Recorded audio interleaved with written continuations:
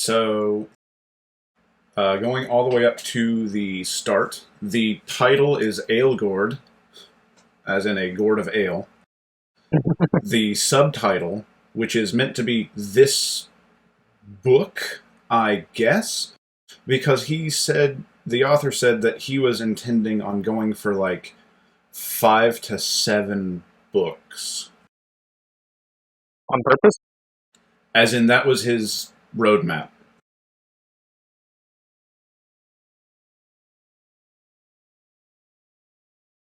So, I'm going to give you a faint amount of spoilers real quick, because it's not actually present in this book. The author wanted to kill one of the 7 sin demons, which are the antagonists, about 20% through the first book to show how strong the villains are. Aren't the villains a part of the Seven Sins, though? Yes. So he's showing how strong they are by showing how killable they can be? That would be correct. Uh-huh. Seems logical. Oh, it is. So the prologue is titled Curses and Sin. And the way we're going to do this is I'm going to go through and read this, and I'm going to try and keep in as many grammatical errors as possible. And the reason why is, like, if it's like 1 or 2 chapters, I get it. Like, you need to go over it, edit it, clean it up a little bit. By the time you hit chapter 19 and you've still yet to turn on spell check, it's kind of on you. At that point, it's canon. Who cares? It's canon. Oh, it is canon. Everybody in the world, if he starts misspelling a name, everybody in that world, every character is saying the name wrong. Oh, we're already aware of Gorg, which is just a mistype of Korg, and we have just unanimously decided that he's just Black Korg. We got that, and we got gluttony. Yeah, the evil gluten is befalling the lands. Thank God I just got through with Bio 101, so I know exactly what gluten does. Alright, so the prologue begins like this.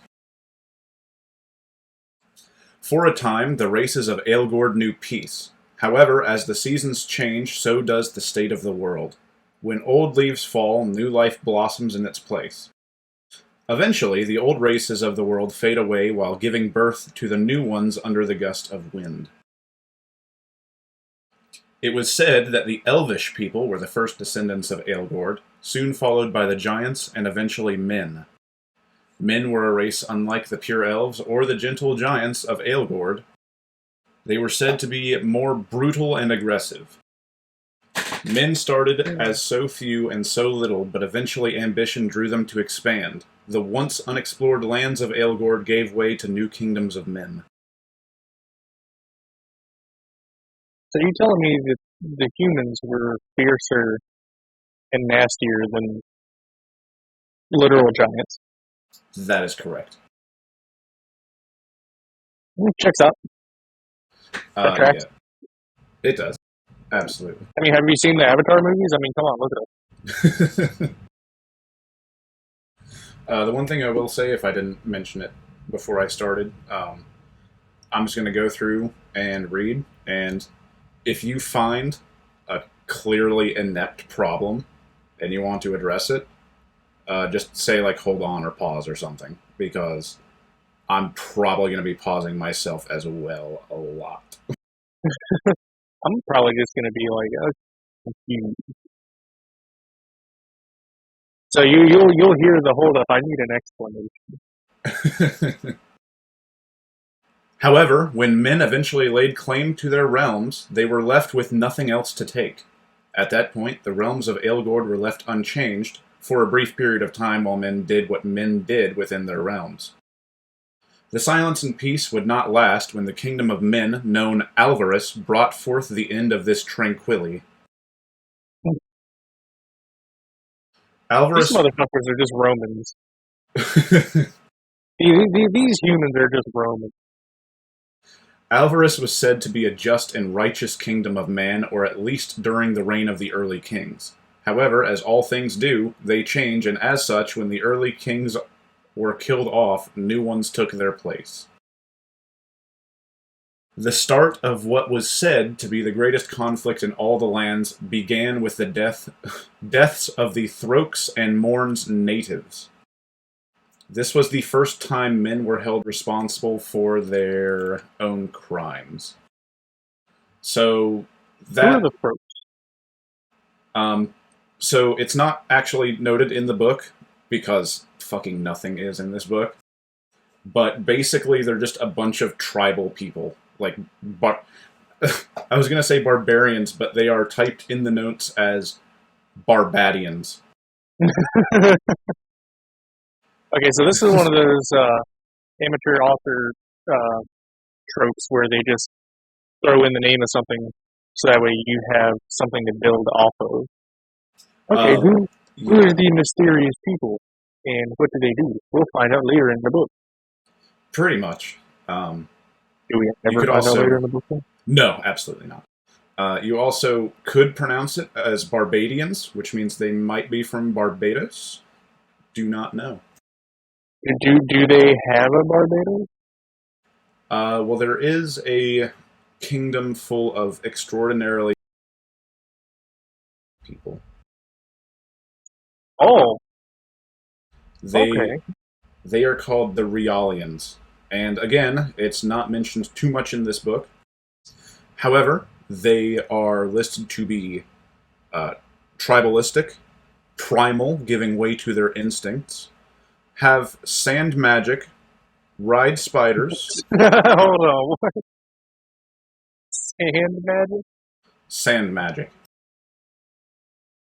Like we talking about like Sandman here, or are we talking like Middle Eastern, like?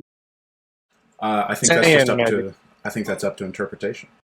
Like Knights of Arabia kind of shit, like fucking Aladdin. I mean, it could be. Or this is like Sandbender from Avatar. I think he may have been going for sandbending, but I mean, it could really be anything. Sandbenders took Appa. I don't like these guys already. Sand magic users. They All right, so also that's a derogative term now. They also ride spiders, and they do not wear much clothing. They sometimes wear robes. For the most part, it's just like cloths. Are there any illustrations in this? Unfortunately, not. I need to know what a spider saddle looks like. Or are they just barebacking these hairy-ass gigantic spiders? Well, I mean, if they can't accrue clothing, I don't think they're going to be able to make saddles. Nah, it's perfectly logical. They carve it out of wood, and the splinters hold them in place. Wood saddles? Yeah, wood saddle. They also primarily fight with their fists or chuck spears. So it's just good to know. Dear God, this is problematic. I love it. Men started to judge men, and as such, the royal family of Alvarus were held responsible for their inexcusable crimes. In the Firelands on Mount Basal, a man named Geraint Rapazier came down to pass his judgment against them, and in turn started a new period in history, an era of dread. He was the first man with the hunger for more. Now, I'm going to pause right there already. Because... So, he's literally embodying Schopenhauer's description of the human will. Maybe. I mean, it could be. In the future, he just sits on a throne and thinks about the sun. But what's confusing in this instance is the kingdom of Alvarus expanded and expanded, and that was bad. And so they got some dude from Mount Basal to come down and kill them. But he is also the first man with a hunger for more. This is after the brutal humans have already ravaged a whole bunch of shit. Yeah. So implying that the humans already had that freaking want for more. yeah, so we're not even like remotely through this prologue yet, but just a This recap. is the prologue? Yeah. You tell me this isn't chapter 1? No, this is the prologue. Where is the prologue for the prologue? But I need a prologue for the prologue. What we've gotten to so far is there's humans and they're greedy, and they formed this kingdom of Alvarez, and they expanded and took lands and took over tribes, and then they stopped for a bit and their hunger was sated. Then the royal family decided to expand again, causing a war with a bunch of tribes. They won it, and as a result, a man named Geraint came over and killed them, got in control of the kingdom, and then he became the first man with the hunger for more. So you telling me Alexander the Great's army already freaking took over everything, and then after Alexander the Great's army took over everything, here comes Alexander the Great out of nowhere? Never seen him before? Yes.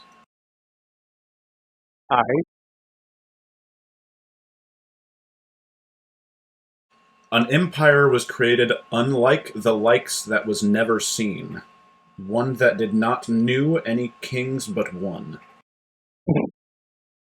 So this was just anarchy before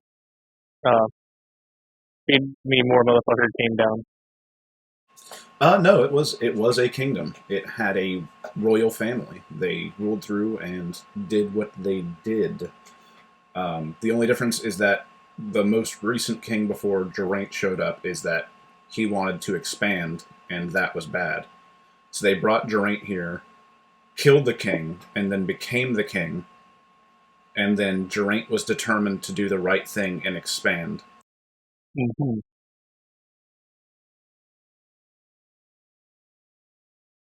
The empire quickly grew at an alarming rate, absorbing the neighboring free tribes of men among weakened kingdoms of men. One after another, a kingdom of man came under the rule of the newly established Alvarician Empire. The other kingdom of men couldn't stand idle while the Alvarician Empire continued to grow more and more every day. The kingdoms of Maladin, Eidolon, Thramdon, and Korgon decided to rebel. Soon, a massive conflict ensued within the Alvarician Empire. It was said it was a gruesome and horrid conflict that causes hundreds of thousands of men's lives to be lost, known in many wars that took place during the Rogue Roses conflict. For 9 long, painful years of Alegordian history, the wars went on. The Empire manages to split and torn itself apart. However, with the war ever so close to an end, Geraint, in a desperate attempt to hold together his empire, started one last war, a war to end all War of Roses and solidify his reign as emperor.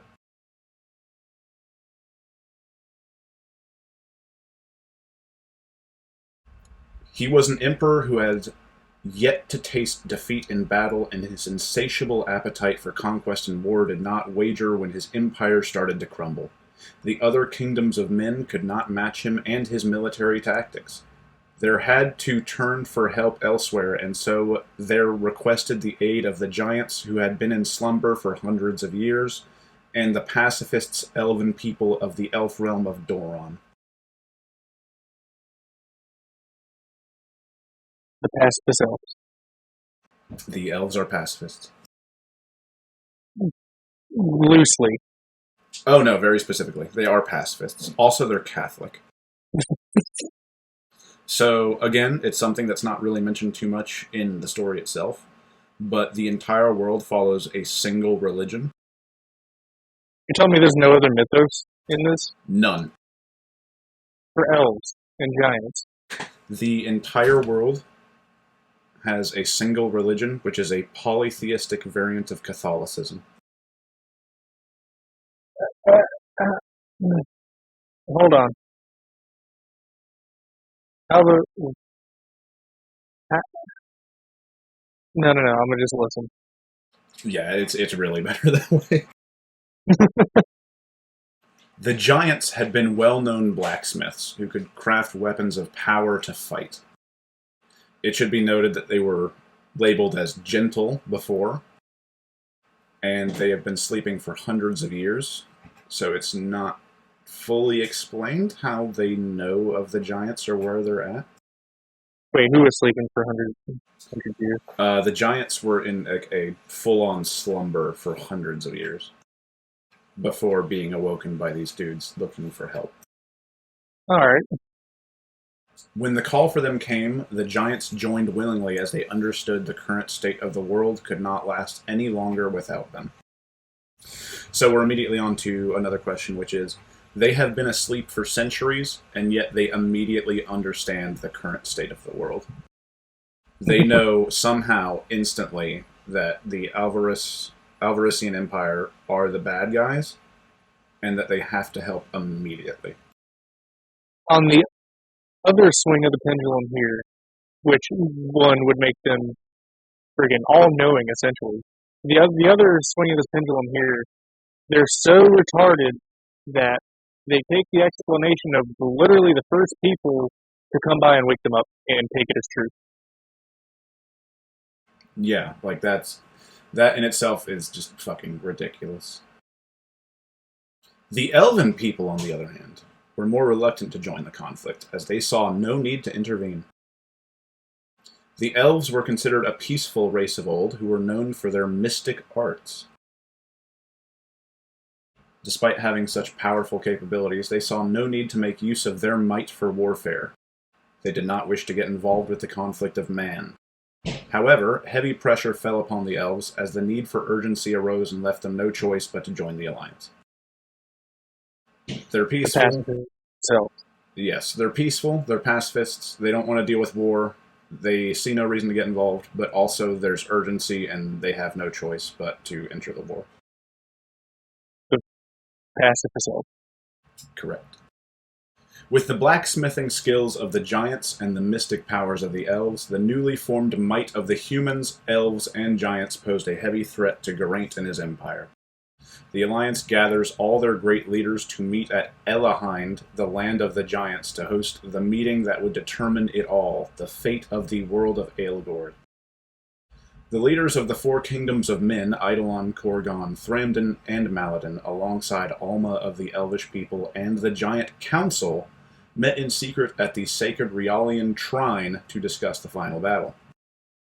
The Alliance prepared to strategize their counterattack on the incoming invasion of Alvarus. They decided to use Doron, the island of the elves, as the centerpiece of their plan. It was located strategically within the Bulgar Seas that lie next to Alvarus's capital.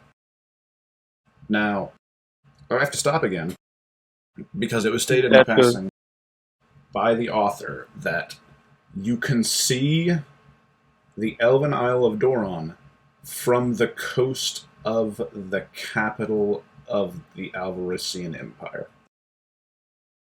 The other thing here, too, is, so do they make this island for it to be so strategically placed, or is it just convenience that they call it strategic? It's convenient. It's just there. Like, they've been there the entire time. Because the way that he's saying strategically placed sounds like it's put there on purpose for the purpose of strategy. He doesn't know strategy. But, yeah, no, it's... The word for that is completely wrong. They just conveniently happen to be, like, their home island, because the elves live only on these islands. They are not located anywhere else in the world. The giants only exist on their islands. But what's immediately bizarre for this is it's strategic. They're going to send all of their troops to Doron, the island of the elves. If it's visible on the shore of the capital of their enemy, and they're sending like an armada after armada of all their troops and supplies all to this one island that the enemy can see, it's not exactly the smartest plan. No. And so, to continue forward, being in close proximity to Geraint and the capital, it was the perfect location to launch an unforeseen assault.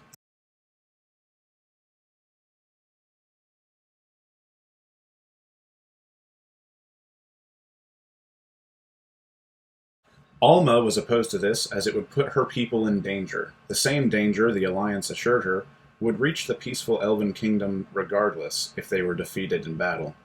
With the truth weighing heavily down upon her, Alma reluctantly agreed to host the primary stronghold on her island despite her raging concerns.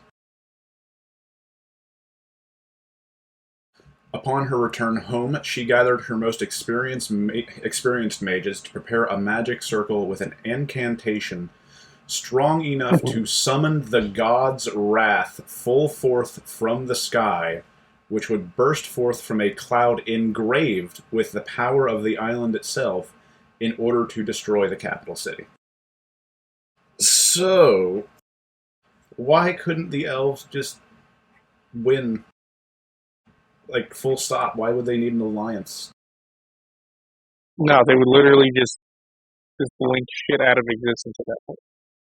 Also, the author stated that if this spell was done, it would effectively be a Sar Bomba on the capital.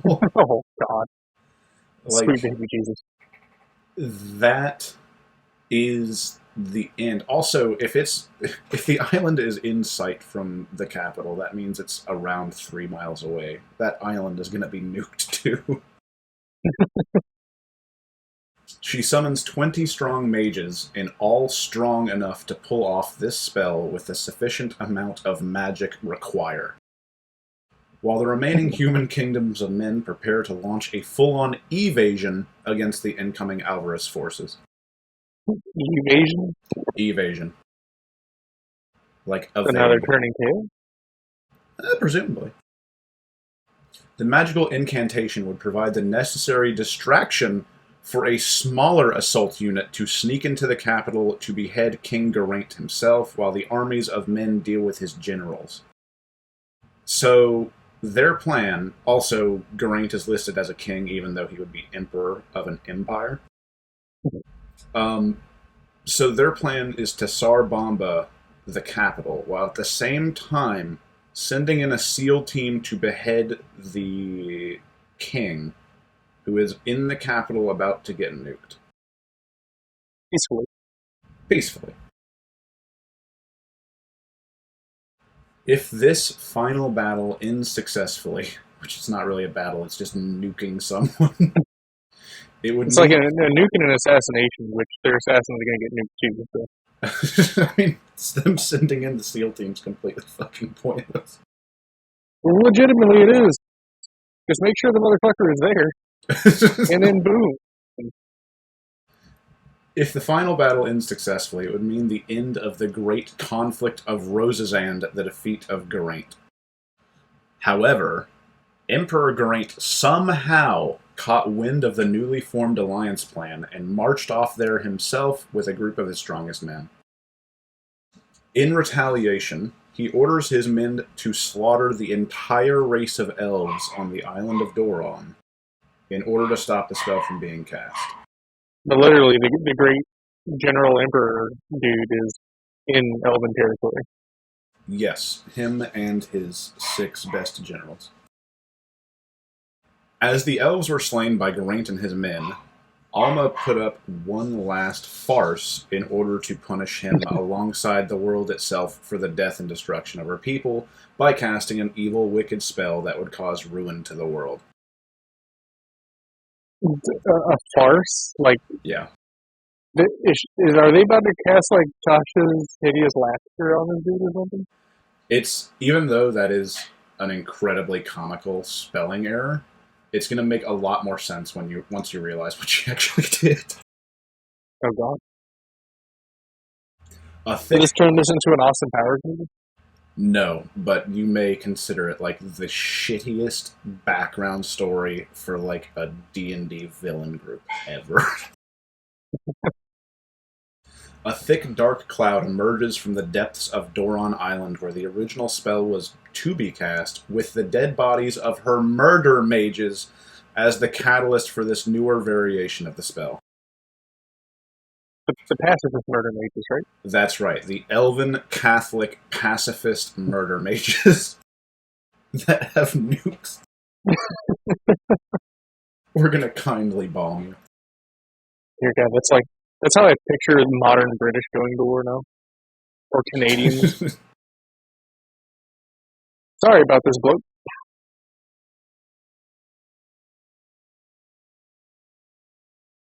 A much twister, darker incantation was cast. She gave her art... Fucking hell. Sorry, I'm gonna repeat that. A much twister, darker incantation was cast. She gave her heart out by tearing it out from her chest, ripping it out straight from her body itself with blood gushing out. Was that just two 80s movie references? That sounded like freaking Aliens and Twisted. Her heart gave birth to this twisted spell being cast amidst the dark clouds that form through her rage. As the clouds pour upwards into the heart of the sky, casting a shadow large enough to engulf the entire continent of Alegord, she said in her dying last words, and give me a second because this is like a 20-second monologue with her heart ripped out. Long had been the rule of men, and so far they had ensured the destruction of all things we hold holy, and as such men must suffer for their consequences. It is their pride, their wrath, their lust, their slothfulness, their gluttony, their envious nature, and most importantly, greed that cause harm to come to our realm, and as such I punish thee with a curse met for such men. Your sins shall be your undoing. I assume then she Yeah, dies. it's just going to make him 10 times beefier instead, right? As the once fearless and arrogant King Geraint was helpless but to watch as the event unfolded before him, lightning struck the earth, and the once ruthless King Geraint and those closest to him who helped aid in the war were struck with a deadly curse, the curse of sin. It is said that Geraint and 5 of his closest helpers were cursed, each with a curse of sin, turning them into monsters punished by the Elvish to wreak havoc on men for all eternity. They were vile beasts that humans could only describe as demons that were birthed from dark magic. With 7 deadly monsters of sin unleashed on the world of Alegord came monsters born from men of Alvarez. The men who tried to invade Alvarez failed and were forced to retreat to never return to the lands again. The lands that Geraint held control of during the end of the war quickly decayed into a much sinister place. Word quickly spread about vile monsters that inhabited those lands known as the Demon's Lands. The northern... I'm quickly going through this because there's a lot to fucking unpack here.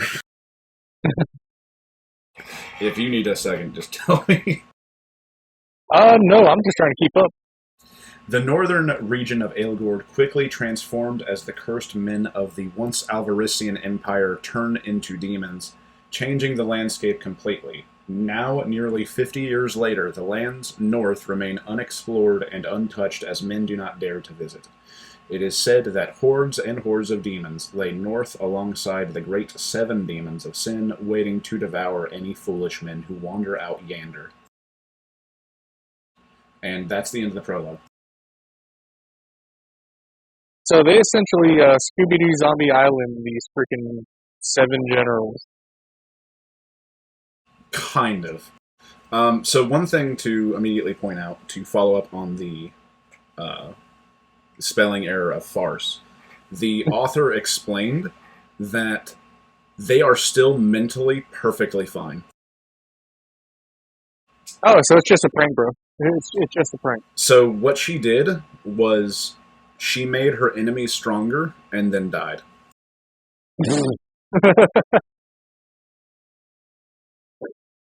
Who was the farce against then? Her own people? Yeah, she just fucked them up. They said, have fun handling this, assholes. And done. Second, the author wrote down 5 of, like, his helpers, and then goes on to say 7, and the reason for that is he said he tried to make it a mystery as to how many sins there are. Oh, like in the Elven Catholic world, that's a mystery? Yeah, even though the elf lady, like, just said all 7. So he was trying to go for, like, oh, you didn't know about this one, did you? Why don't you make up your own fucking sin? Fucking the sin of ass crack. I don't know. Do something if you want to make it a fucking mystery. Yeah, but that's not Catholic. I don't know. They're the freaking sin of STD or something. I don't fucking know. But then they've won. Their entire, like, rebellion is over. They have extinguished the life of everything else on this island. And they just got, like, a 1-up mushroom and leveled up. And then they just leave. They not only leave, but do not go back to ruling their empire. They just fuck off north. They fuck off north and stay there for 50 years. Instead of expanding and taking over and conquering. And here's where I'm going to switch over to the notes real quick. Now, unfortunately, I don't have them loaded up on my PC, but I have read them enough to give you a quick summary. In fact, I'm going to open up the Discord so that way I have the timeline open, because I went through this story and the notes to create a timeline of what was listed. And it's as accurate as you can get in this story. How many arrows are there pointing to different things? Oh, I couldn't do that. I just had to, like, list, like, date after date after date. Alright, so how many times did you have to freaking append and overlap shit? Well, I do know that someone was born twice. What? There's, like, 3 kings concurrently over one kingdom. It's bizarre.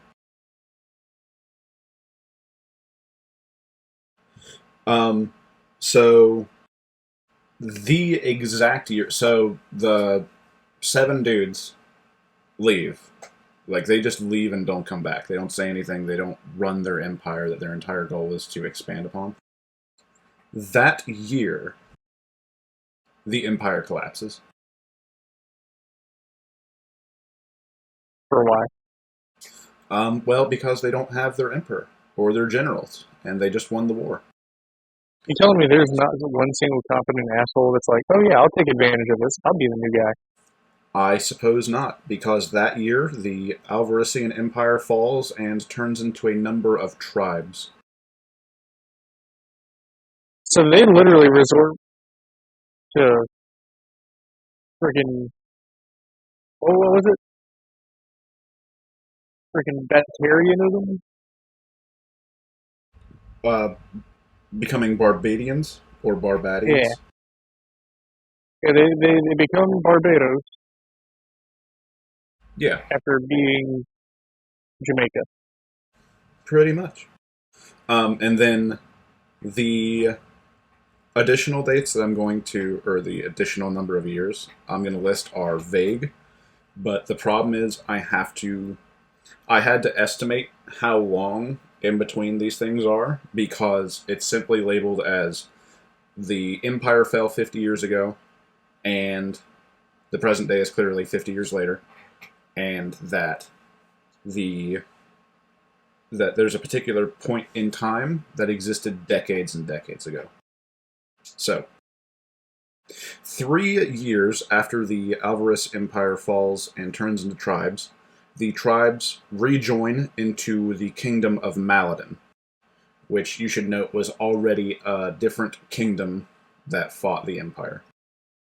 I should also note that there was like a Men in Black neuralizer situation where no one remembers the Empire past this point.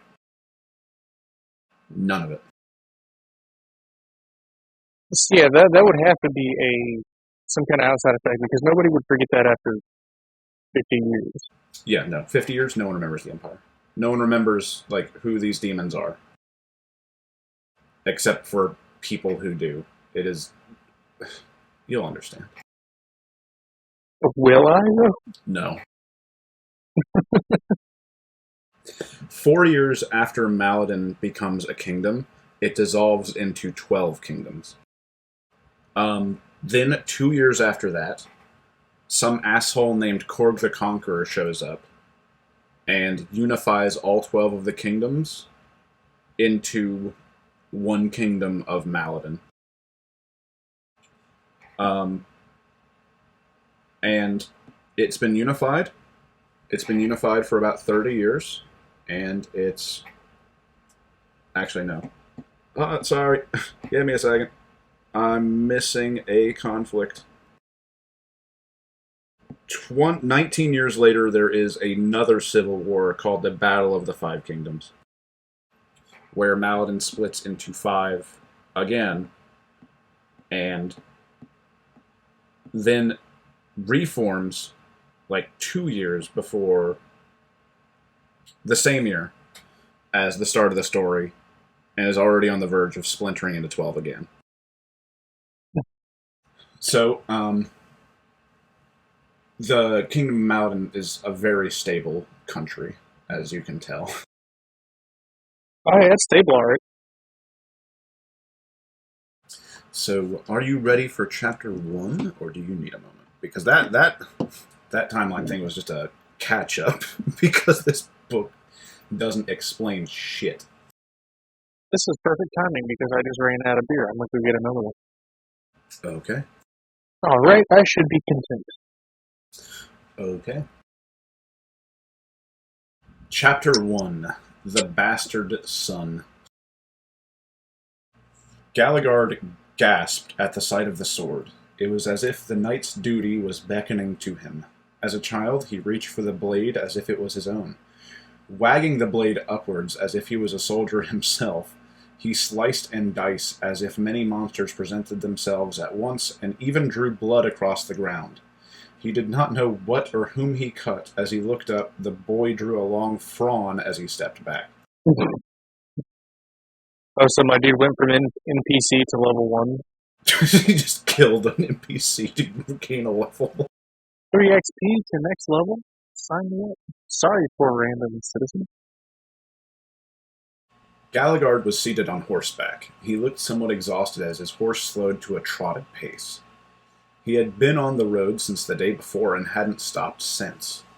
There weren't any inns from where he had ridden up. Yeah? Repeat that one more time. He had been on the road since the day before and hadn't stopped since. At full trot. No. The first sentence is, Alegord was seated on horseback. He looked somewhat exhausted as his horse slowed to a trotted pace. So he was hauling way more ass than just a trot. Yes, and that was for over a day. The horse is dead. Nah, man, that's one of those pacifist horses. I mean, that horse would have to be like one of the Nazgul's horses, where it's just already undead. It's absolutely ripped. It has the stamina of freaking an Olympic runner. Its hooves would be gone. It'd be moving around on just bloody stubs. But it's a pacifist horse. I mean, it's special. Pacifist gives you permission to use more energy. Yeah, you don't use as much energy on war and fighting, so you can use it on full gallop running for 24 hours. But I don't know. All the pacifists so far have been dedicating their energy to nuclear weapons. See? If they were regularly fighting and warring and all that shit, they wouldn't have the energy to just, summon a nuke on freaking command. They save up all of that pent up energy and just unleash it all at once. It's kind of like flushing your savings account with pennies saved. There weren't any inns from where he had ridden from, no place for him to rest his weary mind. If he had stopped, he would have easily been prey for rogue mountain bandits or even dangerous beasts. Still, he managed to avoid all the unpleasantries and arrive near the hill, the mound of land that lay dormant around the outermost lands of Maladin. General question, just how is a hill dormant? I guess it's not moving at this very moment. I mean, I guess. There stood Clifton Fortress, said to be the greatest stronghold of the whole kingdom. With the castle now barely in sight, he felt somewhat relieved because he could finally lay to bed. Sweet thoughts of mellow dreams filled his head as he inhaled the fresh, cold air. He couldn't wait to set himself upon a bed, one of comfort. The horse walked midway to the castle as Alegord made the horse halt. He could hardly make out the castle in the dead of night. All that he could see was a silhouette of what seemed like a massive piece of stone. What is a silhouette of a stone? That's not a boulder, it's a rock. He remained on horseback, staring at the almost dreadful-looking building. That looks like a stone. That's the silhouette of a stone. It was his first time ever going to the castle. He didn't know what the atmosphere would be like there, or the sort of company to expect. After all, he was a bastard, born and raised. Most bastards hardly knew anything of the broaded world. Oh, get ready, there's some... bastard children are a treat here. He knew not everyone would be pleased to see him because of his tainted blood. After all, he already saw how some bastard sons had been treated. They were either disowned or killed, as there had no reason to exist. There was no place for a bastard in a holy realm, he knew. Children born of mothers not wed were deemed unholy in the eyes of the church and even God. He was deemed unholy, he knew. You know, I just thought of something. If he hasn't already integrated this idea, his hidden sin or his next group of, ne'er-do-wells can be the sodomites. Fucking hell. Can you imagine that weaponized butt fuckers? I mean, it would certainly be interesting. I feel like it would spice up the story a little bit. Dude, it'd be funny as hell. They're warring together, and then all of a sudden, here comes player 3, just a bunch of fucking butt fuckers out of nowhere. They're just a bunch of garrisons coming over to rape them all to death. Bastard sons hardly or perhaps never had the same rights as the sons whose mothers were legitimately married. Those children were true heirs of fucking hell. Those children were true heirs and children of God, something he knew he was not. Alegord was already used to it all. His only regret was trusting his Lord Father to deem him as his kin. However, he still managed to be dumped to a faraway castle. So, he's unwanted, but he gets to go to a castle? Yeah, so... Was he like a servant? So, I don't want to answer that, because it's going to be just confusing. But, I will note, because it's fairly quick to come up, his only regret was trusting his Lord Father to deem him as his kin, which makes it sound like he regretted, trusting him to do so. But he did. So how could he regret it?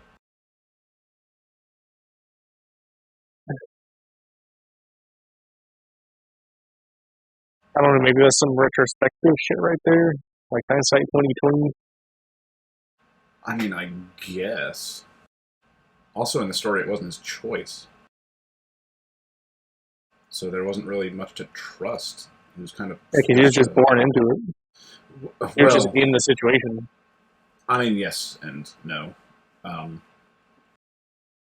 It's far enough in the story to go ahead and spoil, because this shit's gonna just drain your soul and you'll forget about it by the time it shows up again. Basically, Alegord was a bastard because his mother was a maid who seduced his father, and then ran away because she intended to use the bastard child as blackmail. But then, when Alegord was 16, his father showed up and killed his mother in front of him, then took him to his house for a while, and then sent him to this castle. Okay, is this where the Game of Thrones shit starts coming into play? So I can go ahead and give you a case of the Game of Thrones stuff now. So in Game of Thrones, Jon Snow is one of the main characters, and he is viewed as a bastard son of this noble guy, Ned Stark. Now, the immediate thing here is the fact that Jon always lived with his father and family. He had to live with the fact that he was viewed as a bastard child, but he still lived and worked with them and everything. And it was his choice to go and join this watch at a castle. It never really inhibited him. Also, in Game of Thrones, bastards weren't chucked into rivers and hated by God. But, I mean, so far, at least up to the point where we're at right now, he is... Let's just keep going. I can get more fucking Game of Thrones stuff here. At least in the castle, he'll fare better against raging pricks than sneaky assassins. After all, he knew something most bastards don't: how to fight. Because you would think... these bastards don't know how to fight? You would think that the people being persecuted and hated and chucked into rivers, more so than anyone else, would learn how to fight quickly. Yeah, that's like freaking abandoned kids that turn into street urchins. They can become really good thieves. Yeah, but I guess he's just saying most of them get killed by their own parents before they do. I'm not quite sure how to take that. He stayed on horseback for a moment at the same spot, just staring at the castle for one last time. He wasn't sure whether to approach the castle or to return to where he came. The thought of running away did weight on him. It would be all too easy. However, he knew if he did, he would further discredit bastards as nothing more than cowards, so he decided to move further, as the only thing he had was his pride. They don't even fight! Not to mention, I don't think... If it's already at the point where bastard children are deemed unholy and deserve to be just killed on sight, I don't think, the additional label of coward is going to do anything. Yeah, they're not even bottom rung. They're literally, ground floor, just dirt. You don't get any lower than them unless you start digging. No, not really. I mean, it gets better. Just keep the bastard thing. Does it though? Oh no, it gets better. Trust me. With the breath of his voice, he commanded his horse to approach the castle. The horse slowly began to pick up its pace again, moving towards the silhouette that slowly turned into a castle. There was a small gate before the castle, with a few guards mounted around. I don't know what to describe that as other than the game Mount Your Friends. You don't mount a castle. You can be stationed around the walls of a castle, but unless you have a drill... He moved towards them ever so cautiously. He didn't want to alarm them in any way or shape. He didn't want to give them an excuse to try anything reckless. Starting new paragraph. The horse continued moving until it got to the gate and then stopped. "What's your business here?" one of the guards around the gate shouted from the other end. "I am Alegord, son of Galahad. I was sent to serve under this castle and its lord as per my father's request," Alegord stated confidently. The guard, with a look of disbelief, quickly turned to the other guard beside him for confirmation. This man said that he came to serve under the Lord, and he states he's the son of the great Lord Galahad as well. Well, is he? He replied gruntly, and annoyed with the other guard. He can't be, you half-wit, he said in a stern manner. Galahad kin are Korg, Askeladd, and Gale. He doesn't have a son named Galagard. He slams, 2 M's, his hand into the other guard helmet. Ah, he grunted from the hit. He started rubbing his head. So he's a liar then, he said in an irritable manner while giving him a stank eye. So, a couple questions come to mind off of that. One, how did the guard that was beside the other guard not hear Galagard stating the exact same thing? Oh, literally the whole thing. Like, if Dude-Man turned around... Like, he was right there. He just turned to him. He was right beside him. That wasn't even within earshot. He was a part of the conversation at that point. Yeah, but the other guard just had to repeat it. The other thing, too, is, how is he going to be like, no, I know exactly who you aren't. Also, like, prove it, bitch. Prove it. Well, he says, like, he asks, well, is he? So... He already had the answer off the fucking bat before he even asked the other guard. Well, no, because... He already had his mind made up. Well, no, because the other thing is the other guard somehow, for some reason, knows the name of every one of Galahad's children. Why? And he Why literally... does some guard in the middle of Bumfuke nowhere happen to know the names of his children? And literally... Freaking Dude-Man comes up and says, hey, I'm a bastard child of a dude. They're going to be like, no, he never fucked anybody but in wedlock. Well, no, they don't know he's a bastard yet. That's its own part. God. Also, he slams, double M, his hand into the other guard helmet. And the other guard is hurt from it. So he starts rubbing his helmet. So, how tanky of a guard is it to slap a helmet and cause pain? Also, just the inclusion of Stank Eye is fucking terrible for a medieval setting. Stank Eye. Now, seems theory correct. All of those motherfuckers Absolutely. probably had pink eye of some sort. I'll bet my wife's tit that Lord Galahad doesn't have a son called Galagard. That man must be a fraud. We should hang him where he stands, a third guard stated. So... Oh, yeah. You have him stand right there, then you construct the fucking... You construct the gallows right around him. So for one, he's either betting a singular tit, or his wife only has one. I like the second one better. The second one's funnier. I hope it's the second one when you're gonna boob. The second, there is now a second guard that knows all of the children of Galahad. And third, just immediate, we're going to hang this fucker. I get they want him dead on sight, but that's not practical. The guard that had spoken to Galagard previously turned and looked at him from the big peephole where he had been communicating with him. Because... Wait, why the fuck are you here?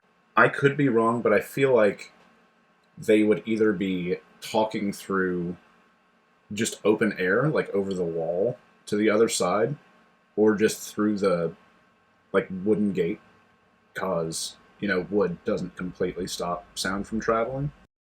Yeah. Or, you know, maybe these guards are on fucking walls, which, by the way, never happens in this story. But he's just looking through a peephole. And trust me, there are a lot of holes in this story. Sorry, I just had to... I don't get why there's a fucking peephole. His eyes glancing at him all the way through the little hole, Eyes of Judgment. Lord Galahad doesn't have a son. Full stop. I thought just no son. He doesn't have he a just son. had like 6. He just had 6 like named. Do you know the penalty for making such a foolish claim? Back off from here, or we'll send you to the executioner platform. We don't want trouble today, the guard said to Alegord. So again, they're just immediately jumping to kill. Come on, Instead of getting a hold of somebody who might know for sure. Absolutely not. And Alegord has done, he has done nothing other than just declare his presence. No intent, Also, these are some fucking blood-hungry guards. I mean, their entire goal is just, I guess, alert people at first and then defend, but they're just straight up for slaughter. Yeah, sounds like a cop. Come on, do you really think I would ride on horseback for over a day just to come here to claim that I'm a son when I'm not? What would be the sense in such a claim? Surely you received a letter, he inquired. A letter, the guard said, confused. Yes, Alegord said, reaffirming himself. A letter of Galat's family name with the golden lion crest on it. Surely it was sent here to the great lord of the fortress. I think we should see to this before we decide whether to send him away, the third guard suggested. Wow, finally some reason. Not only that, but you would think that, well, even before that, why would you send someone beforehand with the letter? Wouldn't you have the letter with the person being sent there? Why would you send a second person out to this castle? I mean, unless it were to prepare for the individual's arrival, which clearly did not happen. Well, yeah, no, if you're just sending someone to work in a castle, it's not like a noble person or the king or something like that, you wouldn't really have much of a need for that. Yeah. And second, whoever got the letter did not inform the guards standing at the gate about them expecting someone or listening out for someone with that name. They just kind of took it and kept it to themselves. Third, suddenly they decide, well, maybe we should check this out before we just choke them.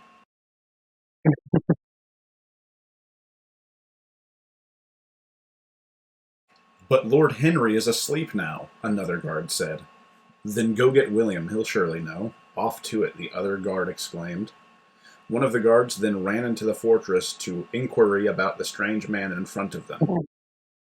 Alegord remained on horseback without saying anything, even though he didn't know why they suddenly went quiet. All he heard was murmuring until they suddenly became silent. They didn't tell him anything except when they returned. He was annoyed, waiting for what seemed like ages to him. He became worried by the silence and had to say something. Hey, are you not going to let me in? Alegord asked. Shut up and just wait, one of the guards said. After a few moments later, the gate was raised, opened for Alegord to ride in. The guard that had run into the castle had returned, and seconds later Alegord was allowed to enter the castle. What did William say? The guard asked the man who returned. William said to let him enter. Apparently he's the bastard of Galahad sent to serve in these quarters. He stared at Alegord slowly riding in. So, I will state, again, I don't know this for sure, but I would think that, quarters would be a specific area of a castle. You would not describe the entire castle or fortress as quarters. No. Not unless the castle is literally the size of, I don't know, freaking Fort almost. I mean, I suppose, but even then, you would it would still be specific to a certain section. Wouldn't it? Oh yeah, absolutely. A bastard, the guard replied, stunned at the realization. His eyes slowly shifts at him, looking well. A hint of distaste could be seen within them. The three men gave him the same look. A look of absolute revolution. So they discovered that this guy's a bastard, and they're prepared to just revolt and kill Henry. There's no way they're not expecting shit like this if this situation has happened before. This sounds like a precedented thing. Well, I mean, we have heard that the world hates bastards. So, I mean, they're clearly not ready for this subhuman creature to enter their camp. Alegord instructed his horse to walk towards the area where he could only presumed to be the stables. He could barely figure out where the stables were if it wasn't for the horrid smell of horse shit. He rode in gradually while he remained on horseback until he could dismount and rope his horse to a stick. What? A stick. A stick? A stick. At the stables. That is right. Or what he believed to be the stables. Are you sure it's just not a corner of the castle where it's this horse shit corner?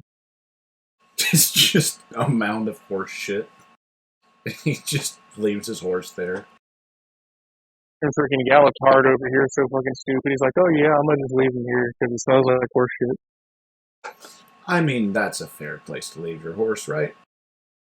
Yeah, leave him by the horse shit. Alegord had That's where I leave my car. I leave it by the gas station. You just leave it there. I smell gasoline. I put it by the pump. It knows what to do. Yeah.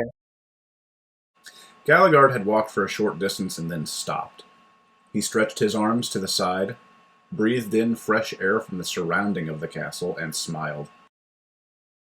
The feeling of walking on his own legs felt so refreshing, especially at night when the sun wasn't so harsh. Meanwhile, I do believe that his horse just collapsed after using the last remaining energy of its life. He saw a man standing before the castle who seemed to be waiting for someone. Alegord then walked up to him. The sky seemed rather void of anything. Surprised to see anyone so fond of it, Alegord said to him as if he wasn't sure of what else to say. The man looked at him for a short moment and then looked away. His eyes were glued to the vast openness of the sky. He gave him no answer. He thought nothing of it and only seeked slumber.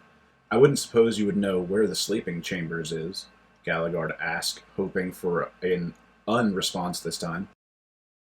The man then shifted his gaze to meet Alegord. What should a good night be? The man asked. He looked like someone angry, probably angry about something that had happened before Alegord came. I'm sorry to disturb you. I'll be heading away now, Alegord said. Oh, no. The man said in a flash, stopping him from leaving. What do you think a good night should be? He asked again, this time being more relentless in his question. Alegord shrugged. He wasn't expecting a question like that, so he didn't even know what response to give. A good night should be any night where we are able to sleep with the roof still on our head while we are still able to breathe, that is, Alegord explained. And good women to hump, the man said and started laughing.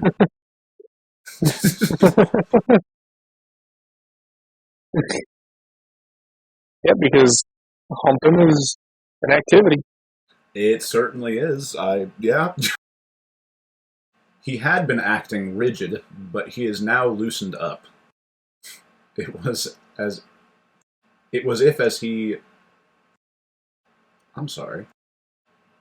if as he suddenly turned into a new person.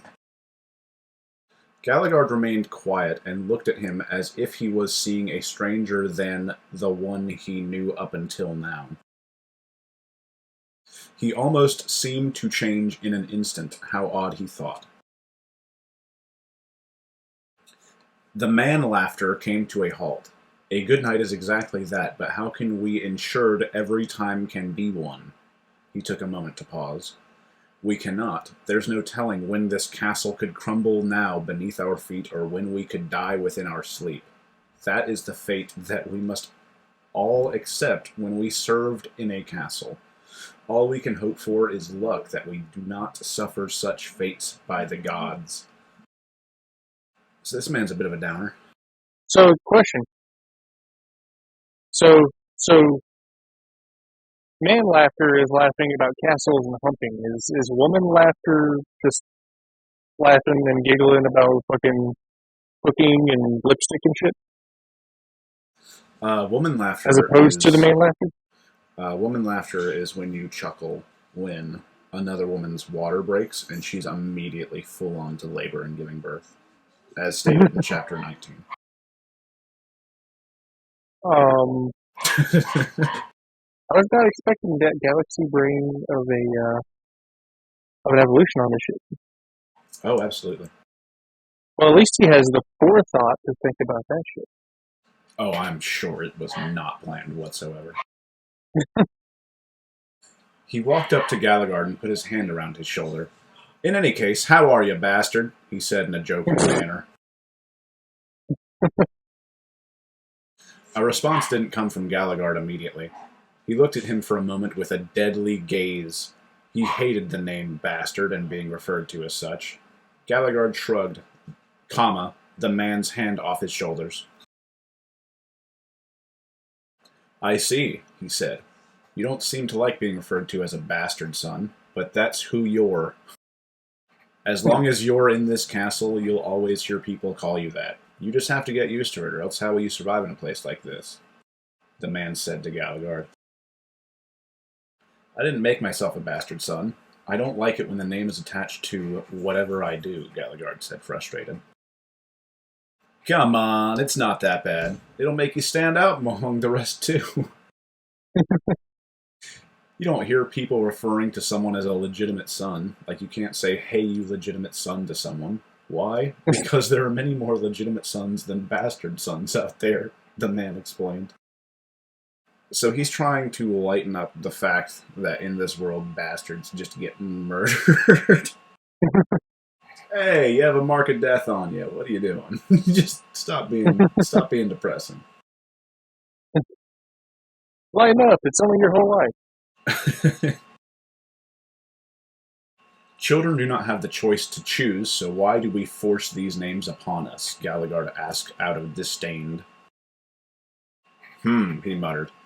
Why are names forced upon anyone? Why are demons called monsters and short men called dwarves? Well, that's because that's the way things are simply, the man said. Alegord gave the man a staring look. Wait, does staring have two R's? I don't think it does. Okay. A staring look for a brief while. The man didn't seem to be bothered about his look. So I am expected to be a bastard because that's the way things are, Alegord said, almost mocking him. Yes, he said, unchanged. Whether you like it or not, till the day you are born to the day you die, you will forever be called a bastard. Whether or not you learn to accept that is up to you, but that changes nothing. You will forever be considered an enemy to all as long as you live. Now, that is an escalation. You're going to have to repeat part of that because I was busy trying to figure out the real spelling of staring. Oh. I was pretty sure, but I wasn't sure, and it was going to drive me nuts. Does it have one R? Yeah, one R. Okay. Do you remember when you phased out? Right after that. Okay. I'll just go ahead and repeat that segment. Alegord gave the man a staring look for a brief while. The man didn't seem to be bothered about his look. So am I expected to be a bastard because that's the way things are? Alegord said, almost mocking him. Yes, he said, unchanged. Whether you like it or not, till the day you are born to the day you die, you will forever be called a bastard. Whether or not you learn to accept that is up to you, but that changes nothing. You will forever be considered an enemy to all as long as you live. Now, that's a little extreme. Yeah, you went from, oh, you're born out of wedlock to, ha ha ha, everyone in this world wants you to die. Yeah, so just because, like, you didn't know or, like, your parents weren't married, you are an actual fucking hobgoblin in this world. Like, legit, you went from, oh yeah, humble bitch servant, lesser than human, to, haha, you're a terrorist now. Like an enemy, being like somebody who is actively trying to, kill and take over and all Yeah. that shit. Yeah, no, it straight up just raises it to a point where, like, if you are born by people out of wedlock and you know about it, you seriously might as well just find a cliff. Because the way it's described, like, people are straight up just gonna hunt you down. Alegord stared at the man for a moment at what he said. He hated those words, but knew as well there was truth within them. Perhaps he would never know peace. Peace was never an option.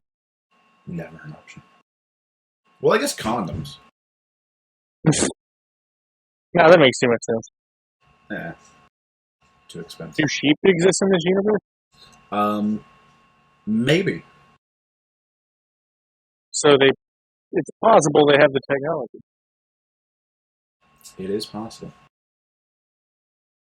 Still, all men, I believe, deserve a change for happiness, but you would not find such things here. I do suggest you keep one eye open. After all, it's hard to tell friend from enemy here.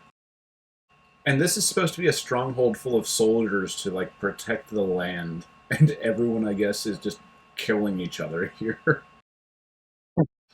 I mean, the way it's described, it is impossible to discern friend or foe. Either that or he's referring to it exclusively towards Alegord, in which case he should just run and never go inside or, like, anything else. At this point, it's not like he's there because he has something to prove. Nah, fuck that. Well, no, he was sent because his father, who murdered his mother in front of him, told him just go. And he had literally over a day to just nope and leave. Like, he could have gone anywhere else. Especially with a horse that never stops running. Oh yeah, that horse is immortal. Thanks for the warning, Alegord replied. Who are you, anyways? He said, wondering. The man just replied with William, giving no surname along it. Alegord thought it was strange. A name with no surname? Just William? Alegord inquiry, wondering if there was a family name attached alongside it. So, the author actually had, like, one of his protagonists so incredibly stupid that he thought that he would get someone's full name after just meeting them. Like, especially after a conversation like that where he's literally saying, I fucking hate your guts. You're lower than trash. He just went, wait, you don't have a last name? That's weird. No, William, the lord of this castle and the father to the king, William said sarcastically again. Don't get your head twisted, just call me William. My surname is of no concern, really. Alegord pushed no further. He knew when to stop asking questions and knew not to pie into anything or into things he would be best not knowing. I suggest you get a good night's rest, bastard. You're gonna need it. Sooner or later, we're all gonna die, William mentioned as he takes one more glimpse at the soaring blue night sky. Good night, bastard.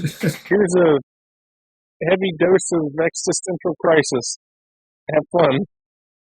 I hope the knights don't bite. Just a bunch of soldiers go in and fucking code red them. Freaking everybody's got a sock with a bar of soap. And so that is the end of Chapter 1. What did you learn in Chapter 1? Not a fucking thing. Are you sure? I learned that bastards are not okay. I learned that horses are immortal and are immune to fatigue. Oh, yeah.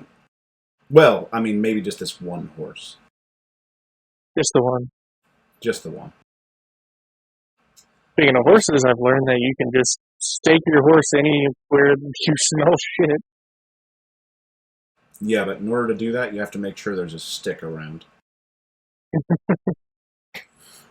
Are you ready to speed through Chapter 2, so that way we're all ready on Saturday, or do you need to do something real quick?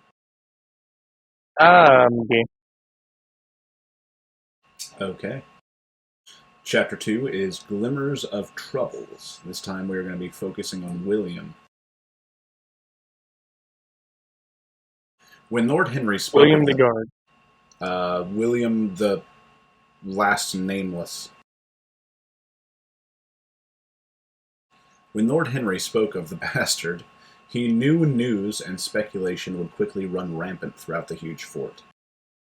The men will soon try to prey of him because of his relation to the Galat family and his bastard blood. Still, he wonder how he'll fare in such a place. He never seen a bastard before and wonder what he would do. Bastards have superpowers. You're telling me that they're so uncommon that he's never seen one before? He has never seen one before. Now the question is how would he even be able to tell unless he said something? Well, yeah, that's the confusing thing is, like, Alegord had every opportunity to just fuck off and leave, because if bastards are hated so much, then his father would probably want to avoid that knowledge getting out at all. So he probably, like, he had every opportunity to just, hey, kid, fucking leave here and don't come back, otherwise I'll kill you. And they both get to live normal go lives. hide somewhere. Yeah, just never mention me again. We're not related. Shut up. Leave. Yeah. Or kill him. I mean, either one. I mean, that would have solved the problem. But, yeah. I mean, for them both to live, he could have just said, leave. Like, just never mention it. How would they find out otherwise? Oh, they never would. Exactly. I mean, it would have been just as simple as that. Cool. But yeah, it's just weird that he would even show up here to begin with.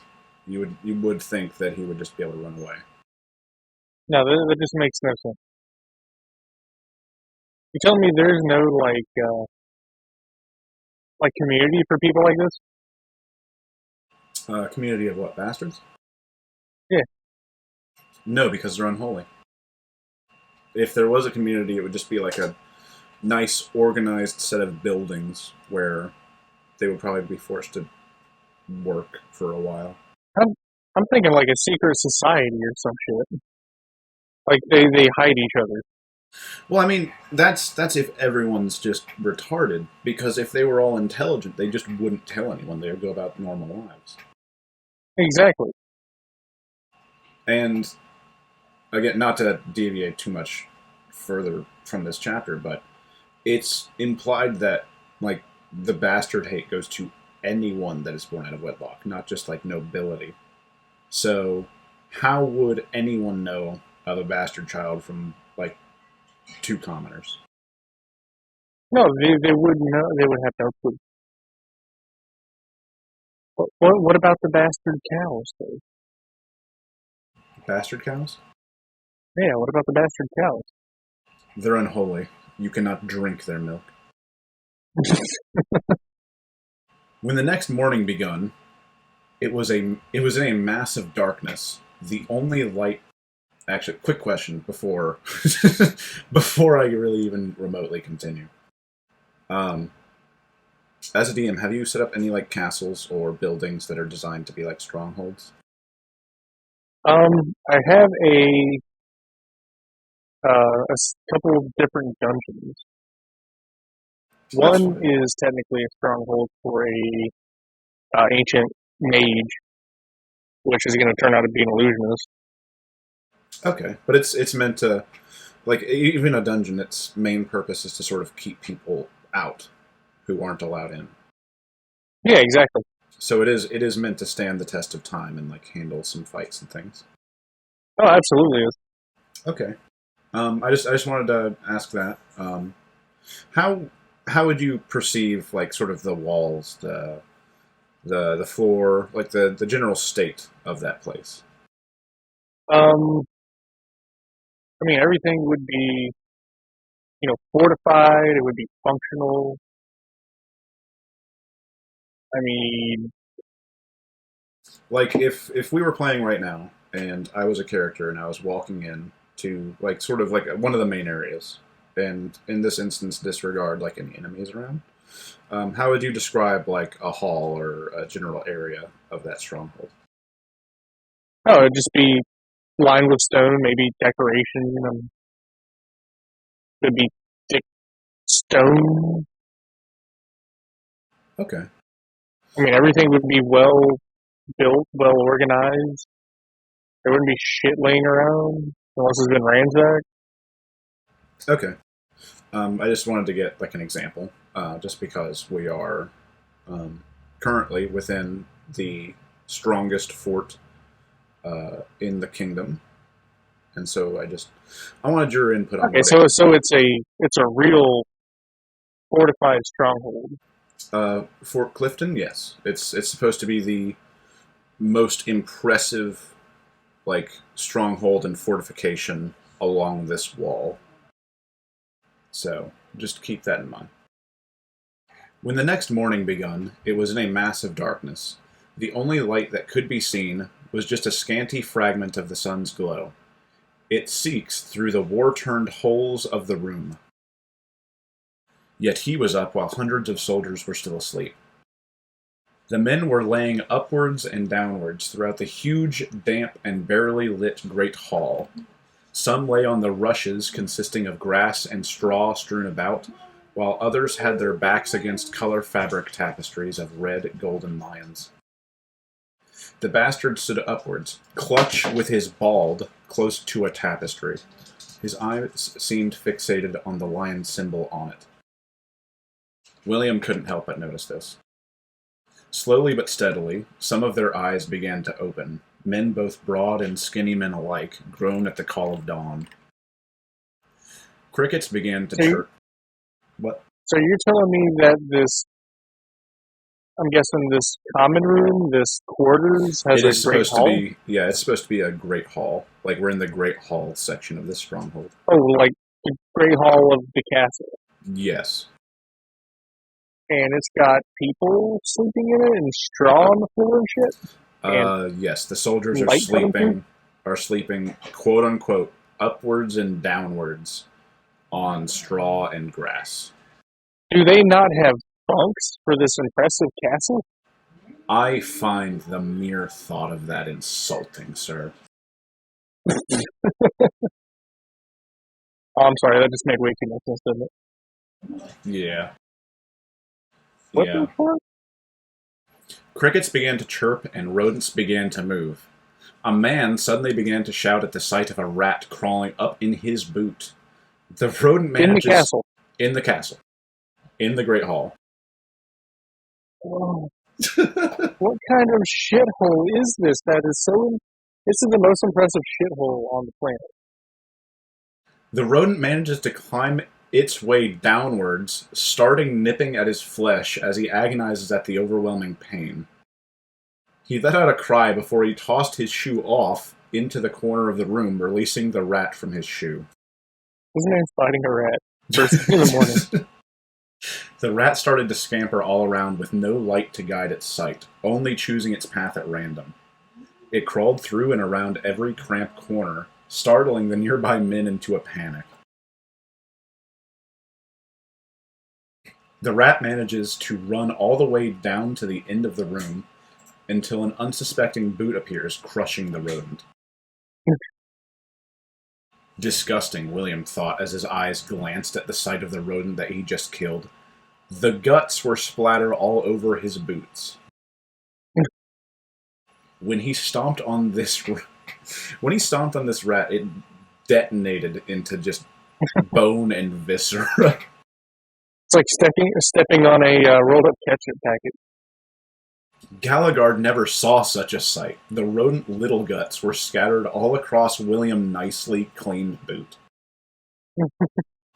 While bugs started crawling out of a small hole next to him.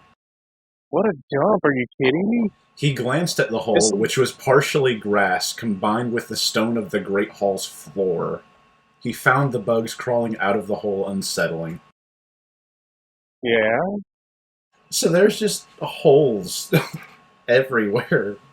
The only light was coming from the walls, shining sunlight from the outside inward. And the holes on the ground are just letting bugs and crickets and rats inside. What a shithole. Are you kidding me? What? I don't understand why you're confused. This is a perfectly reasonable stronghold. I mean, yes, if this were for the peasants. This is supposed to be a castle? Yes, the greatest castle. Of what family? The Goodwill family? Oh yeah, who is their defense force? The Salvation Army? I mean, maybe. We'll learn about the soldiers. Shush. Oh, the ones that are currently fighting the rats first thing in the morning. The guards that have become accustomed to fighting bugs and rats every morning. Well, what kept these rats from just chewing their ears off in their sleep? I think they're like included with the castle. Like when they bought the property, they're just kind of there along with the foundation. Oh, they're just roomies. Yeah, they sleep at night like everyone else, and when they wake up, they hear breakfast is coming. It's like a Tom and Jerry scenario. Alegord muttered, "Is this really what the Great Hall is like?" to a man who stood beside him. He gave a nod, confirming his thoughts. "Not to your liking, bastard," William said as he approached him. Men after men clumped together with barely any room in between for comfort, and you ask me if this is to my liking. "I seen better places in run-down villages, and what is with this smell?" Alegord said with his nose clamped. William gave off a slight chuckle. "I suppose you haven't gotten a chance to acquaint yourself with the garderobes."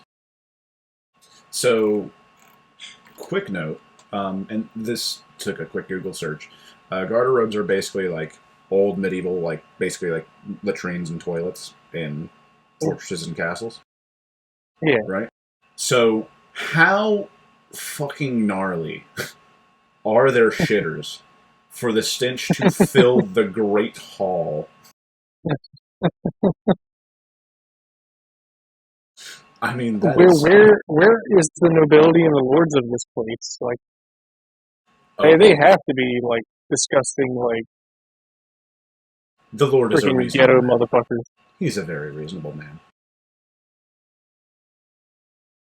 It's like the king of Section 8 because he has the most food stamps at the moment. Without another moment to waste, he made the announcement for supper.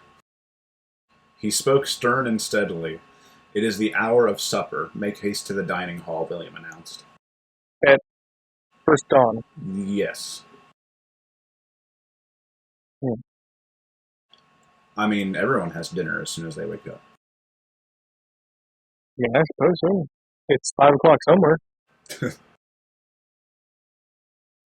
"Tell me, William, who is the lord of the castle?" Alegord inquired.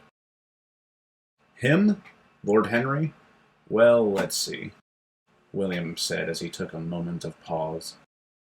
"He's a rather old man, one who has seen many days of hell. Have you heard the tale of Korg the Conqueror?" Now, just real quick, that conversation about the timeline, we are talking at best, Korg showed up maybe 30 to 40 years ago. And again, this is like a rare and very little talked about story. "Korg, I know the name well, but not which it came from. Who exactly is Korg the Conqueror?" William explains, "Decades ago, when our great kingdom of Maladin was fractured and torn by 12 houses, one man set off to reunite them all. He was Korg, the man who later became known as the Conqueror and Savior of Maladin. He fought well and valiantly, coming forth victorious in every fight he battled, gaining allies along the way. However, his conquest was put to a stop when he reached Castle Clifton and came across a center man.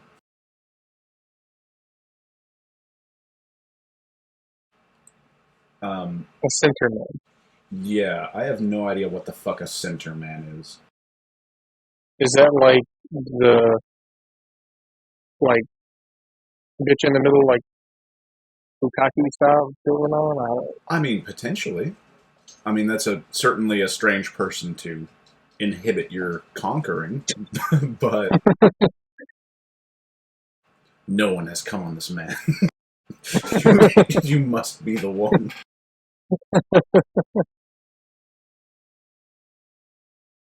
There can be only one. There can only be one. As you just kneel down in front of a bunch of guys. Henry, Alegord muttered as his ears tune in sharply. It was the early days of the castle, and Henry was but just a knight. When Korg tried to capture the castle, Henry fought furiously, William said with a draw of his breath. When all his men were slaughtered, he had to defend the fortress all by himself. It is said that he killed nearly 100 men that day, even coming face to Korg himself. Now, I don't think I really have to explain that the author is a fucking weeb. Not just because he decided to make his villains the 7 deadly sins, which are in like at least 12 animes I can name. Yeah. But also, one dude killing 100 people by himself seems a bit of an, like, just fucking protagonist power. Unless it's a tall tale. Like a myth. I've never seen it, but the other guy who's read it, he asked the author if he'd seen Berserk. I don't know if there is someone who killed 100 people by himself in Berserk. I think that's like the whole premise of that show is. I know it's a very bloody, gory anime. Okay. I hadn't seen it either. I'm not very aware of it. Yeah, I don't watch too much of it, so I didn't know if you'd seen it or not. Also, I just love like the phrase "face to Korg." Like, he didn't write face to face with Korg himself. He wrote face to Korg, which makes me think that's like an actual expression. Like you just like he you go refers face to himself in the Korg. third person. Well, no, it's just like it's exclusively used when you're facing Korg and Korg alone. It's face to Korg. Everyone else you're face to face with. What happened then? Did Henry kill Korg? No, William chuckled. He lost. In fact, Korg beaten him in a blink of a second, overwhelming him with his brute strength, or so it is stated. Which is a little weird to have it so it is stated when the dude's still fucking alive. Yeah. Then how is he still alive? Simple. Korg let it be so. After Korg left him half dead on the battlefield, Henry decided to join him and soon became his second in command. So, He beat this motherfucker into submission. he was so impressed with his ass beating that he said, you know what, I want some more of that. I want to be a part of that. Yeah, but he went face to Korg after Korg killed all of his people. Literally everyone that worked under him was murdered by this guy. Wouldn't that still leave a little bit of agitation? Like, would you really just flip over like a snap? And if you're a Korg, you really trust somebody that you literally just wiped out their entire plan of to be that close to you? Like, yeah, he'll never revenge me at any point ever. No, not at all. I mean, I guess not. Well, it is Korg. I mean, Korg's pretty badass. Afterward, the two came to forge the 12 different parts of Maladin into one permanent kingdom. Author's note, it fell apart like 6 other times. Minor details. It's very minor. Alegord's eyes lit up upon hearing of Henry's tales. So why is someone like him overseeing such a brittle-down castle? Even though The most impressive castle. The most impressive castle. Even though Henry helped Korg, he was still a traitor to many, and as such was punished accordingly. He was forced to oversee the castle until the day his death arrives. And of Korg's fate, Alegord asks. Korg was quite the opposite. He became a legend as his descendants ruled the throne decades since. So, Korg became a fucking champion king, and his descendants have ruled the kingdom ever since. Meanwhile, the dude that helped him was called a traitor and tossed just into a shit castle. You would think like a king could just pardon him and do whatever he wanted. Yeah. Now the real question is if it's such a punishment to go to this castle as a bastard, but he's literally living in the same conditions as the non-bastards. He is a bastard in spirit. I feel like they all are if they're living in a shithole having to fight off the bugs. The bugs are the commoners. They aren't bastards. That's why they're free to attack them. You telling me all those rats aren't bastards too? They're rat bastards.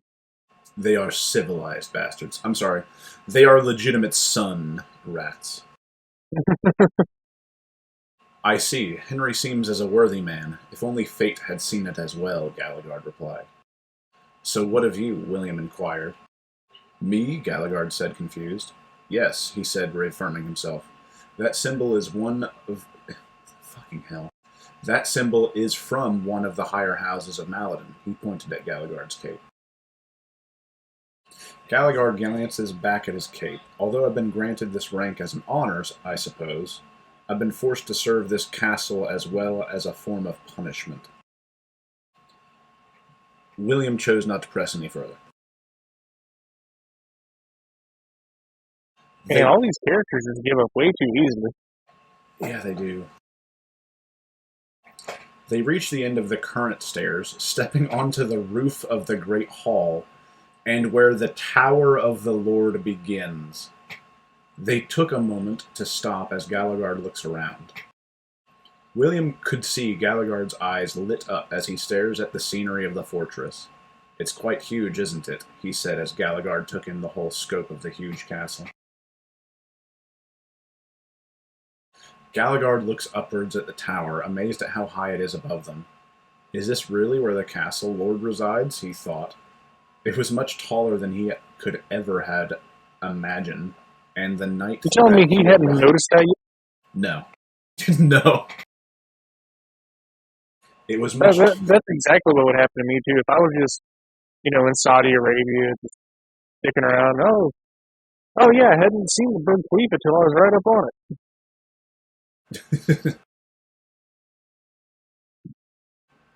It was much taller than he could ever had imagined, and the night that he arrived didn't do the size any justice. Does the tower reach the sky? He wondered.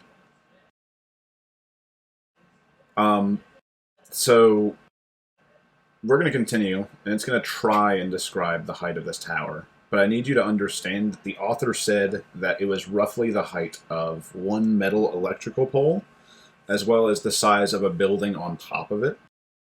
However, it is also described as, being the height of the Tower of Babel. Monstrous. So... To the point where they can feel air pressure change. So, which is it? To be determined in a never-coming rewrite.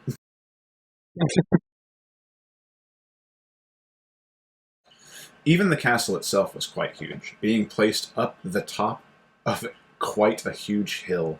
Alegord could see the whole fortress from his view. He could even see the outer bailey where the barbican stood, and the outer gates from which he entered last night. Beyond that, he could see the lands past the castle. That's right, you haven't seen the castle in the day yet. You only arrived just last night, William said as he smiled fondly. Yes, it was quite a trip. I even encountered a bear, he chuckled, covering his mouth, trying to hide his laughter. Why is he laughing about encountering a bear? Also, the entire reason he rode his horse to death for over a day was to avoid dangerous wildlife and bandits. So he fucked up, and then, I guess as punishment, he just wanted to kill his horse.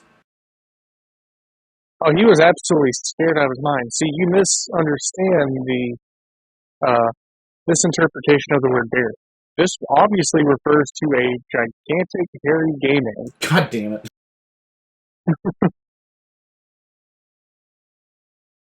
So, is it the sexy that's why he stud? ran as quickly as he could. Are we talking about the sexy stud from Venezuela? Or, yes. Not Venezuela. Tijuana. Yes. Yes, we are. In fairness, I guess it's not illegal. It's just a severe fine and a lot of dirty looks. But of course, freaking the horse knew of the Helly of King.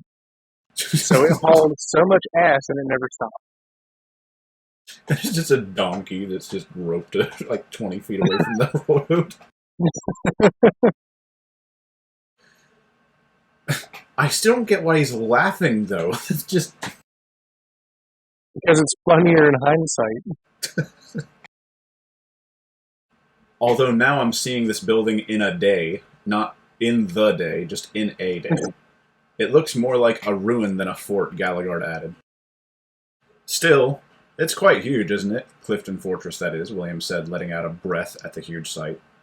Although the fortress has aged quite, it is still standing. Barely, Alegord smirked. William's half-smile turns to a frown at his remark.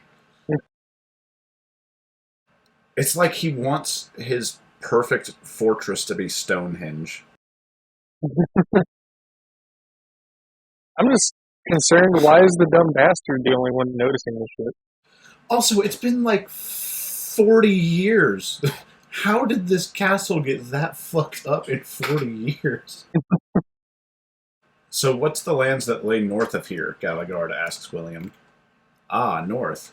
Those are the lands that exist outside of Maladin's reach. The Nylands, William said, his eyes wandering north. The Nylands, Alegord said in confusion. Yes, he stated as he signaled Alegord to follow him. Let's head upwards, as he entered the high tower door and began walking up the next flight of stairs.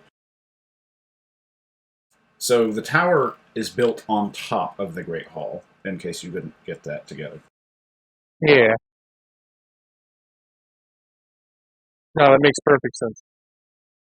A breeze soon started to kick in as they headed up the tower, further ascending up the castle. Though the cracks within the walls, the air could be felt as the weather seemed to be dampened.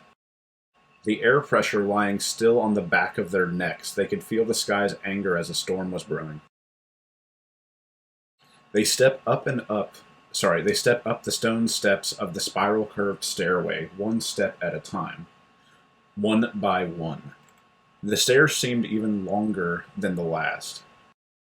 Alegord thought. So, in case you were worried, yes, this tower also has cracks and holes in its walls. Okay. He followed closely to William as there were no rails to hold on to. One misstep and he would have felled to his death, something he kept thinking of. So this tower is also hollow. Built like a tank. Fucking is it? A Russian tank. He couldn't help but imagine the beautiful scenery of the kingdom, which was in view from where he was.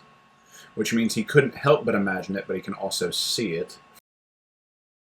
He had ascended so far up the castle, he could see so much of Maladin, The gorgeous forests were full of beautiful green trees as far as the eyes could see, while the sky where the tower meets was filled with birds flying around.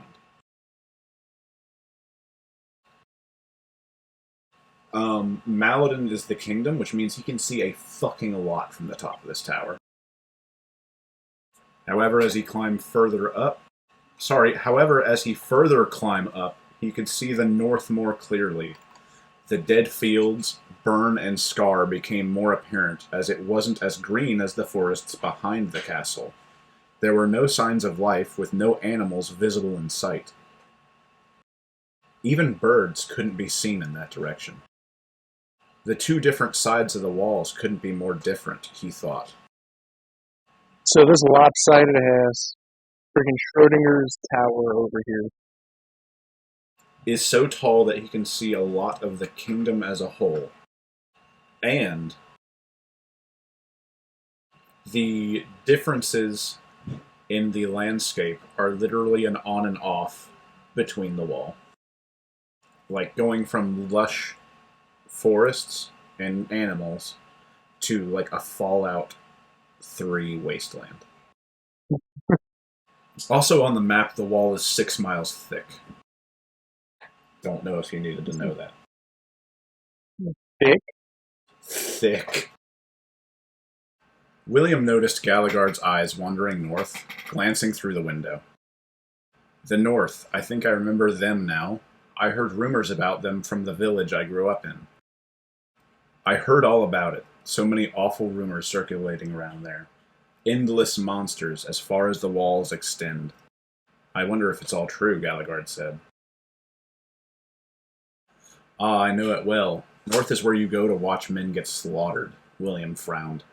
I scout the area constantly, traveling along with new men every trip. Galagard took a moment to dwell on it. New men, he muttered. Yes, William said quietly.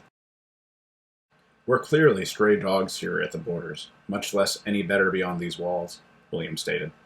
These so-called men here with us don't do shit against these beasts. I watch it so, Galagard.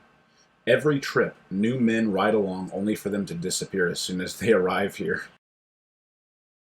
Galagard states, in quotation marks, is the land past the wall really that bad? It is.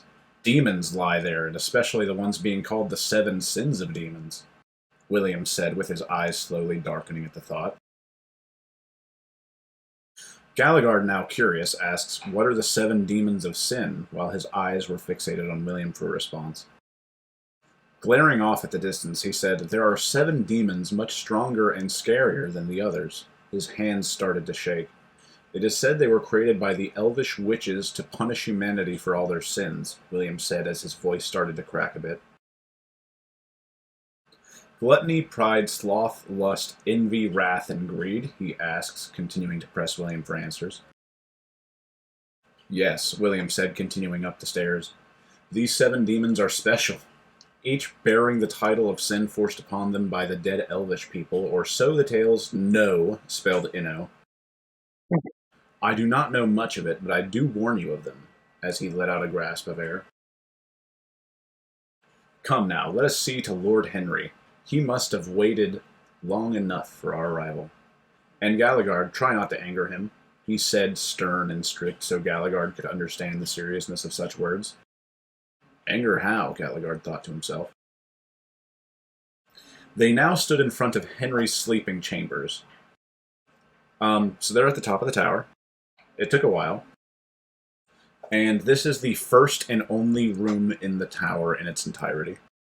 The perfect place for a lord like that. Absolutely. A decrepit-ass tower. And you'd clearly... Speaking of decrepit, isn't this fucker supposed to be old as hell too? I was just going to mention that. He has to go up and down these steps every time he wants to fucking sleep. Every Boy, day. I hope Granny doesn't have arthritis. Every day his ass has to walk up miles of stairs. They enter through the door frame because, yes, there is no door. There's just a door frame. It's just an archway. I see we're at the fucking Ritz-Carlton here. They enter through the doorframe quick and steady. They could barely see where he was, searching left and right, but the room was just a mass of darkness. The room was just as dark as the Great Hall. The only source of light seemed to be coming from a dim, lighted candle that was barely visible. How the fuck is a candle barely visible? In like a dark room. There's got to be some advanced darkness going on right here. Suddenly, It's either he has it in some kind of like lantern shroud. do you think? I mean, no. I'm not even going to sugarcoat it. You're just wrong. Suddenly, the candle began to move, and another candle came into sight. The dimly lit candle was placed on top of the other candle, as it was used to light it up. Then, a small flare appeared, and the new candle began to light up, revealing the once dark room. So, one candle, barely anything, complete total darkness. You can't even see the candle. Two candles, on the other hand. The second one must have been one hell of a candle. It's just like an actual flare. Alegord They give you to get the sight to behold. Alegord noticed the room as rather empty. The only thing worth noticing was the bed and a blade positioned next to it. He couldn't see anything else from his sight.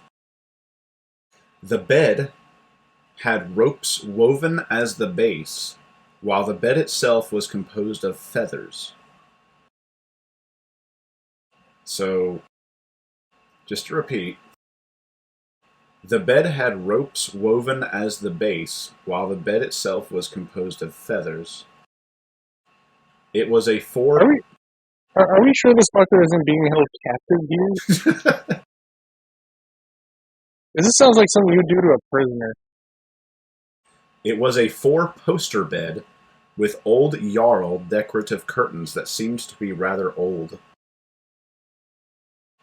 Henry stood there, lying against the back of the bed, with his legs pointing straight outwards as he was covered with a woolly blanket. Henry, lying halfway in bed, removes his blanket as his feet touch the ground. He let out a sigh and asked, "What is it?" So, Yeah, he went from lighting a candle to laying in bed half covered. no, because they didn't hear anything. They only saw it, meaning that we believe that those things are what lit the candles. What you mean? Your phone. We are adamant in the belief that there are ghosts in there that go around lighting candles. Unseen serpents. I mean, but they're not magical. None of the people in this castle are magical. And like the candles lit themselves. And I mean, no one lit those candles. I mean, that's the only way it can be taken, unless he's like super quiet, goes over, lights the candles, gets back into bed, standing in his bed, with his feet outwards.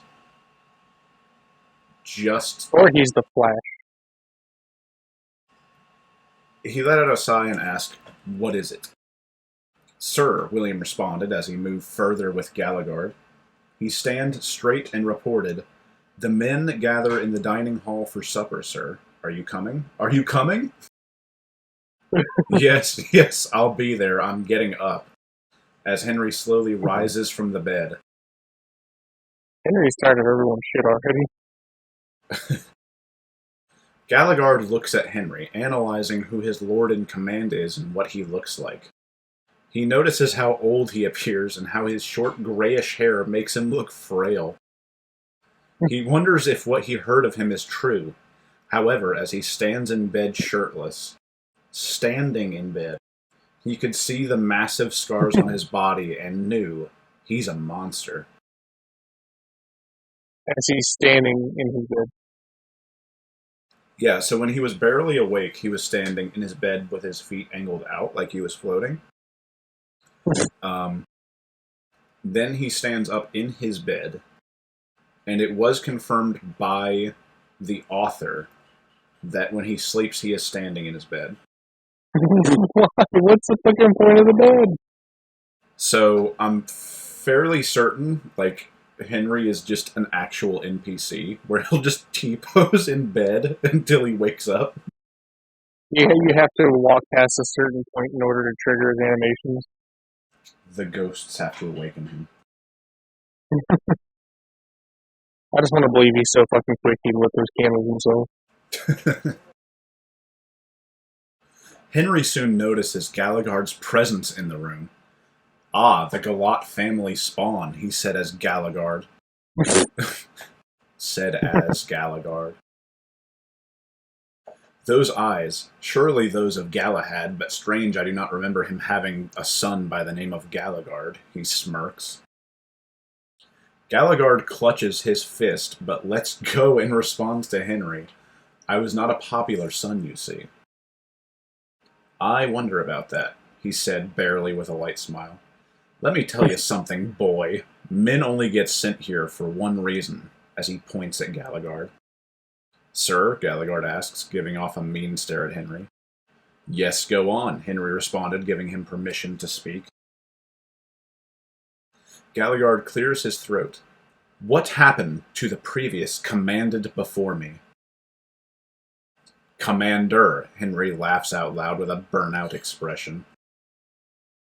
Which means that the author fucked up his own spelling, and literally one sentence back to back. And then rather than fixing it, he just made it part of the story. He literally just didn't want to hit backspace. He said, I'm going to just keep on going. Why commanders usually don't last long out here, especially with the demons close by. So there's your answer from a chapter ago. He is being sent here to be a commander of the troops there. As a punishment. And as a bastard.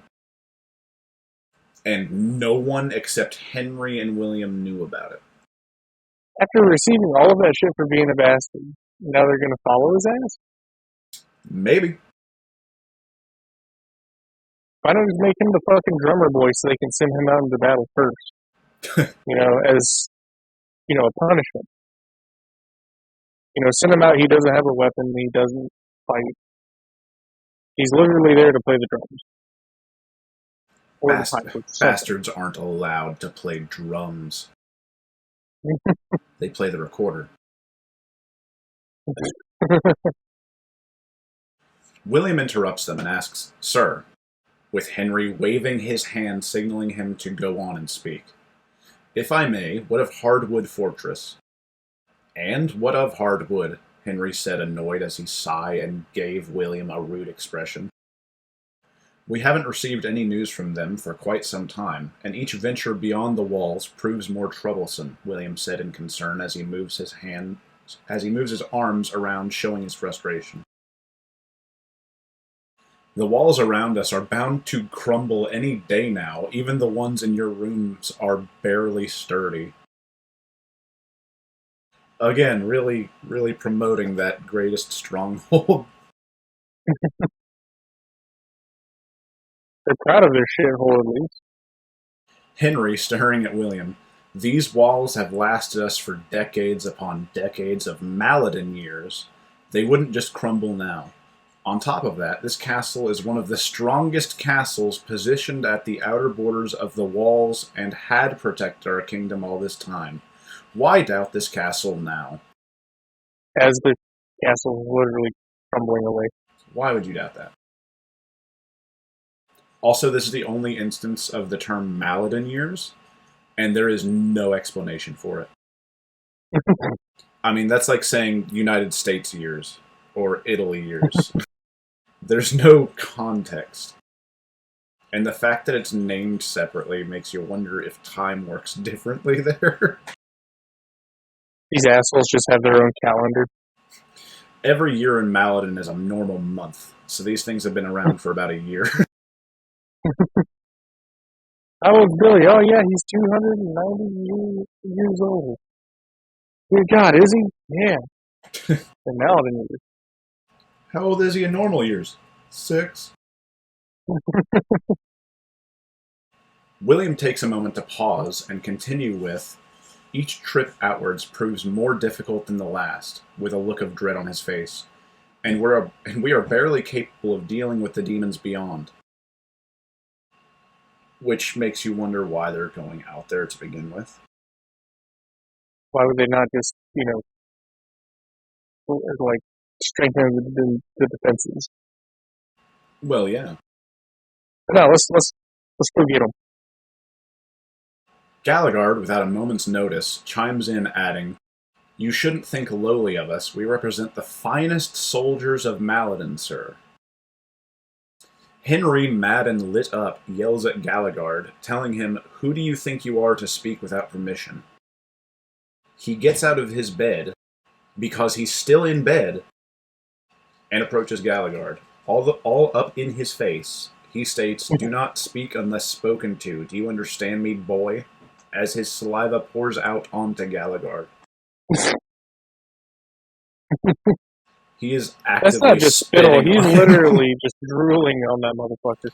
He's like Frank West, just actively spitting on him. Yeah, that's no spittle. He is salivating off a fucking bastard child. Alegord responds, "Yes, sir," as he returns to his position.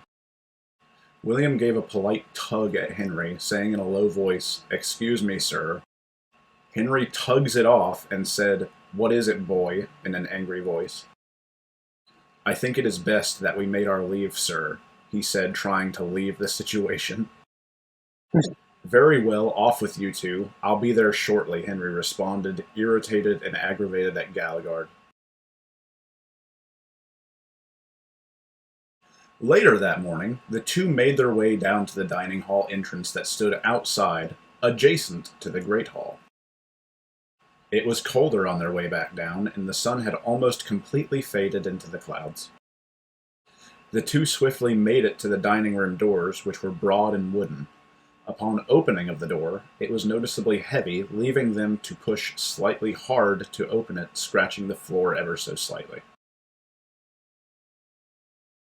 Not sure why either of them would give a fuck about the condition of the floor, given every other aspect of this castle. You telling me that thing hasn't worn its own groove in already?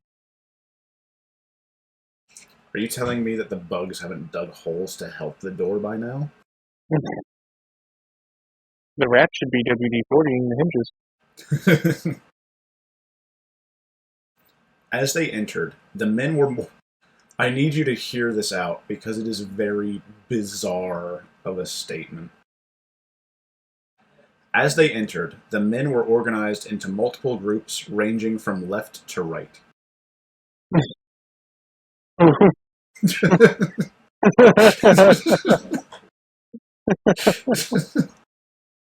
Yes. Each table consisting of nearly 20 to 30 men. In the Grey Hall. In the dining hall, this is a different hall. It's barely separated by a door.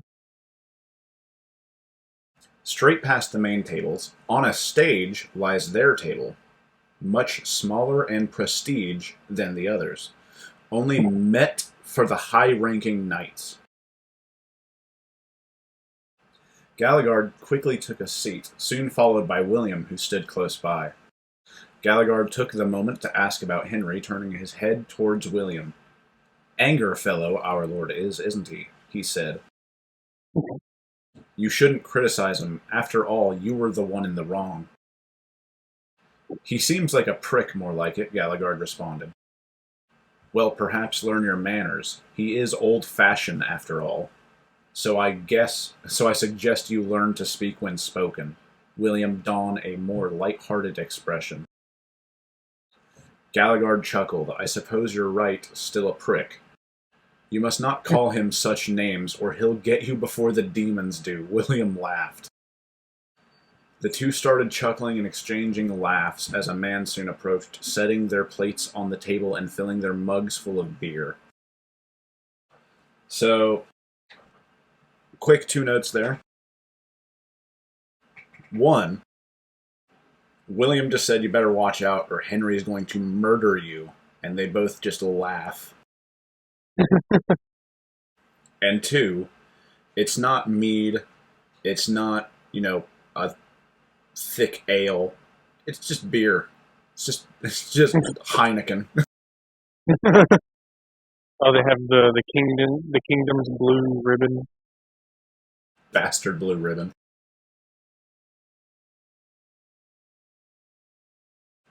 Is this really what they serve? As he looked at the cooked lamb mutton surrounded by mashed potatoes and string beans. I also like that in a medieval time, they're not green beans, they're fucking string beans. Are you telling me this bastard is offended by that? Yes, he is. He very much is. It is, but the beer isn't half bad. The two began to laugh together as they pour themselves some beer and clamp their drinks together. Soon, Henry enters the room, pride and noble. The Lord bared a unique blade that Alegord couldn't recognize before. Now in the light of brightly lit dining hall, he could see the blade clearly as it was wrapped in a scabbard of black color, engraved in gold elvish language that translates to Ludwig, the sword's holy name. The blade consisted of Yerheim steel, spellbound in elvish magic. He holds it by his rear, openly displaying it to all. Are you ready to hear how that paragraph ultimately is wrong? Yes. Fantastic. Let me open up the notes that the author made to try and avoid fuck-ups like this. So, in the notes that the kingdom had, several hundred years before the start of the story, and long before demons and shit were around, there was someone named Madrid, a Dark Lord who managed to unite all the neighboring tribes under one rule. He created the 12 loyal knights who would serve as his generals and council of advisors. He and the 12 managed to conquer nearly all of southern Alegord, meaning, I guess, half the planet, until the 12 needed to rebel against his unjust conquest and slaughter him. Meaning that Geraint is also not the first one to hunger for more.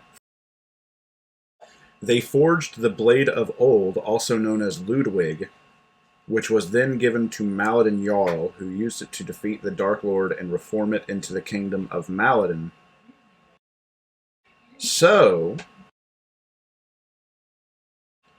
if you stop and think for a second, these fuckers did not know or did not interact with the elves or the giants. Because the giants have been sleeping for centuries, and in that note, there is no mention of elves or giants. So, the Blade Ludwig would not have elvish language on it if they've never interacted with elves. And according to the author, Yerheim steel is super steel made by the giants. So what kind of a fuck baby conglomeration blade is that? So it is just some fucking sword that they made, and they gave it a name with the sole purpose to just stab someone in the spinal column. That's it. There's no way that the legitimately elves would make a sword or somebody else with the intention of it being used for war. Well, no, that's the thing, is, like, the note does not describe them talking with or working with the elves. And it also doesn't, like, talk about them talking with giants because the giants are asleep. Meaning it could not be what the story is saying that it is. It could not have because no one interacted with elves until the whole evil people invading thing. So no one would know how to write shit in elvish writing. And they would not have the giant steel. Also spellbound by elvish magic, which they would not have access to. So... Yeah, no, that makes no sense at all. So, the story is a liar. Poorly orchestrated. William and Alegord. Sorry, I really needed to make that point because there are a lot of inconsistencies in this story with its own notes. Like the thing that an author is supposed to make to keep track of things. William and Alegord quickly rise up to greet him, only making sure to address him by his proper title of Lord. The castle's lord takes his seat in between William and Alegord, as Alegord and William quickly seated themselves back down after he had. Alegord gives a quick glare at Henry for earlier. With all three firmly in their seats, the dining could officially begin. Supper commenced, containing tons and tons of plates filled with roasted beef and mutton, accompanied by cabbage and leek being passed out throughout the hall. Each table was given a portion, while those on the stage received the best pieces of meat available.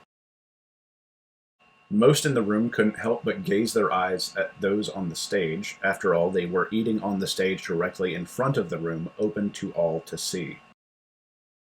Delicious meats That's are... some serious. What? That's some serious fucking bullshit.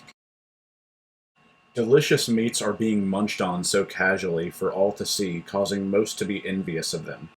However, as most were glaring, the three men began to conversate between them. There were questions exchanged and given in the dawn of morning between the three nobles, most of which centered around the ongoing conflict regarding the demon spawns. So, have to pause again. One, it sure as shit wouldn't be dawn still. No, after having to climb all the way up that tower, then all the way back down that tower. Just that alone. Two, I guess only now do we discover that William is also a noble, and Alegord should not be considered a noble because he is a bastard. And even if you remove all the insane bastard shit of this story, if you are a bastard child of a noble, you do not have the same family ties. You are not a noble. No. Three, what conflict regarding the demon spawns? That is a legitimate question. If they're not doing anything, yeah, what's the fucking point? Because, I mean, that's like saying, like, the soldiers at the border of North and South Korea, and South Korea keeps sending in, like, a squad of 4 in unannounced, and shit goes down. That's not a conflict, that's just you sending people into shit that's not yours. Yes, that's an invasion. Henry was more concerned with the current status of the fort, while William was more concerned about securing the region up ahead. While they discussed matters on the current situation, the men in the back could be clearly heard, having times of joy munching on their grub. Soldiers, filled with joy and delight, were seen all across the hall. Their yells and screaming could be heard throughout the castle as they munched on some roasted boar and leek alongside some beer. Meanwhile, the Lord... The menu just keeps on changing. It does. I mean, they have a lot of food. All of the funding for, like, structural repair is going to food. Meanwhile, the Lord drank a famous rich red vine known as Gamay, or Gamay, alongside his captain. Bite by bite, without pause, he slowly consumed his meals, plural, savoring the delightful taste. After the meal, Henry announces supper end, and the men head to their daily duties of the castle. Henry makes his way to the bailey as William follows closely behind, Alegord unsure where they are heading, follows lastly and falls behind them. Alegord follows them outside in the Bailey area, where they stop at a well. I shall now be listing the following men for your next scouting venture beyond the walls, as he takes out a piece of paper. Thomas, John, Simon. Take these 3 with you, Henry said.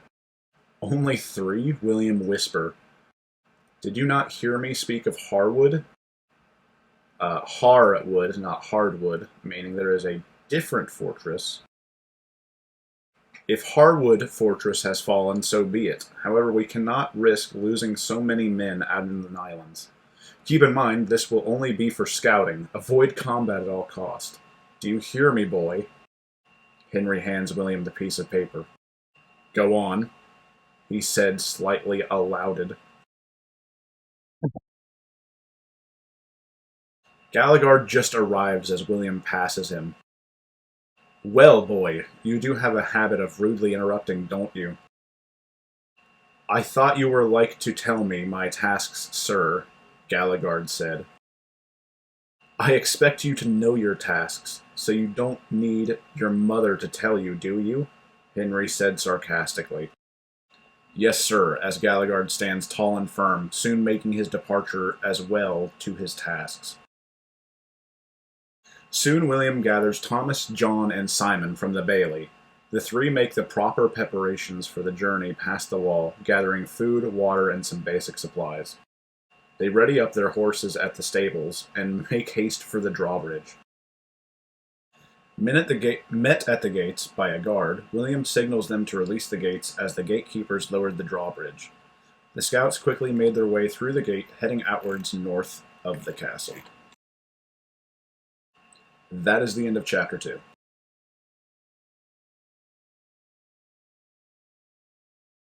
This is just a.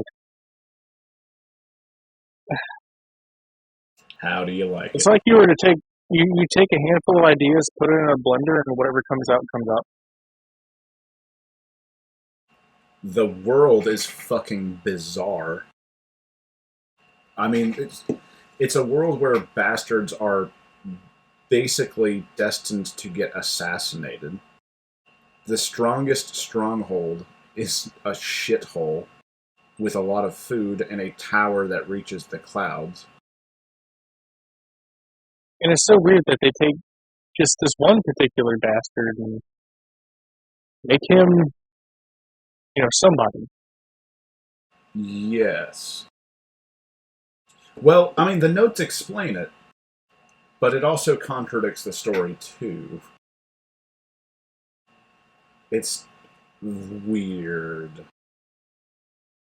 Like, if I read out all of the notes that were down there, you would not gain anything. You would just have more questions afterwards. I have enough as it is. I'm gonna just need, if they were reorganized, it might be. No, never mind. I'm not even continuing that. What do you mean by reorganized? You've heard 2 chapters and the prologue.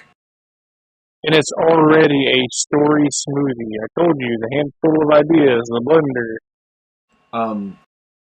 So yeah. I mean, what are? Do you have any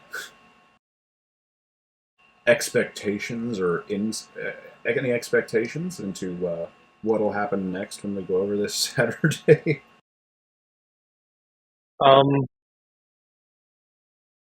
I expect them to go into the demon territory and then figure out some really horrible shit.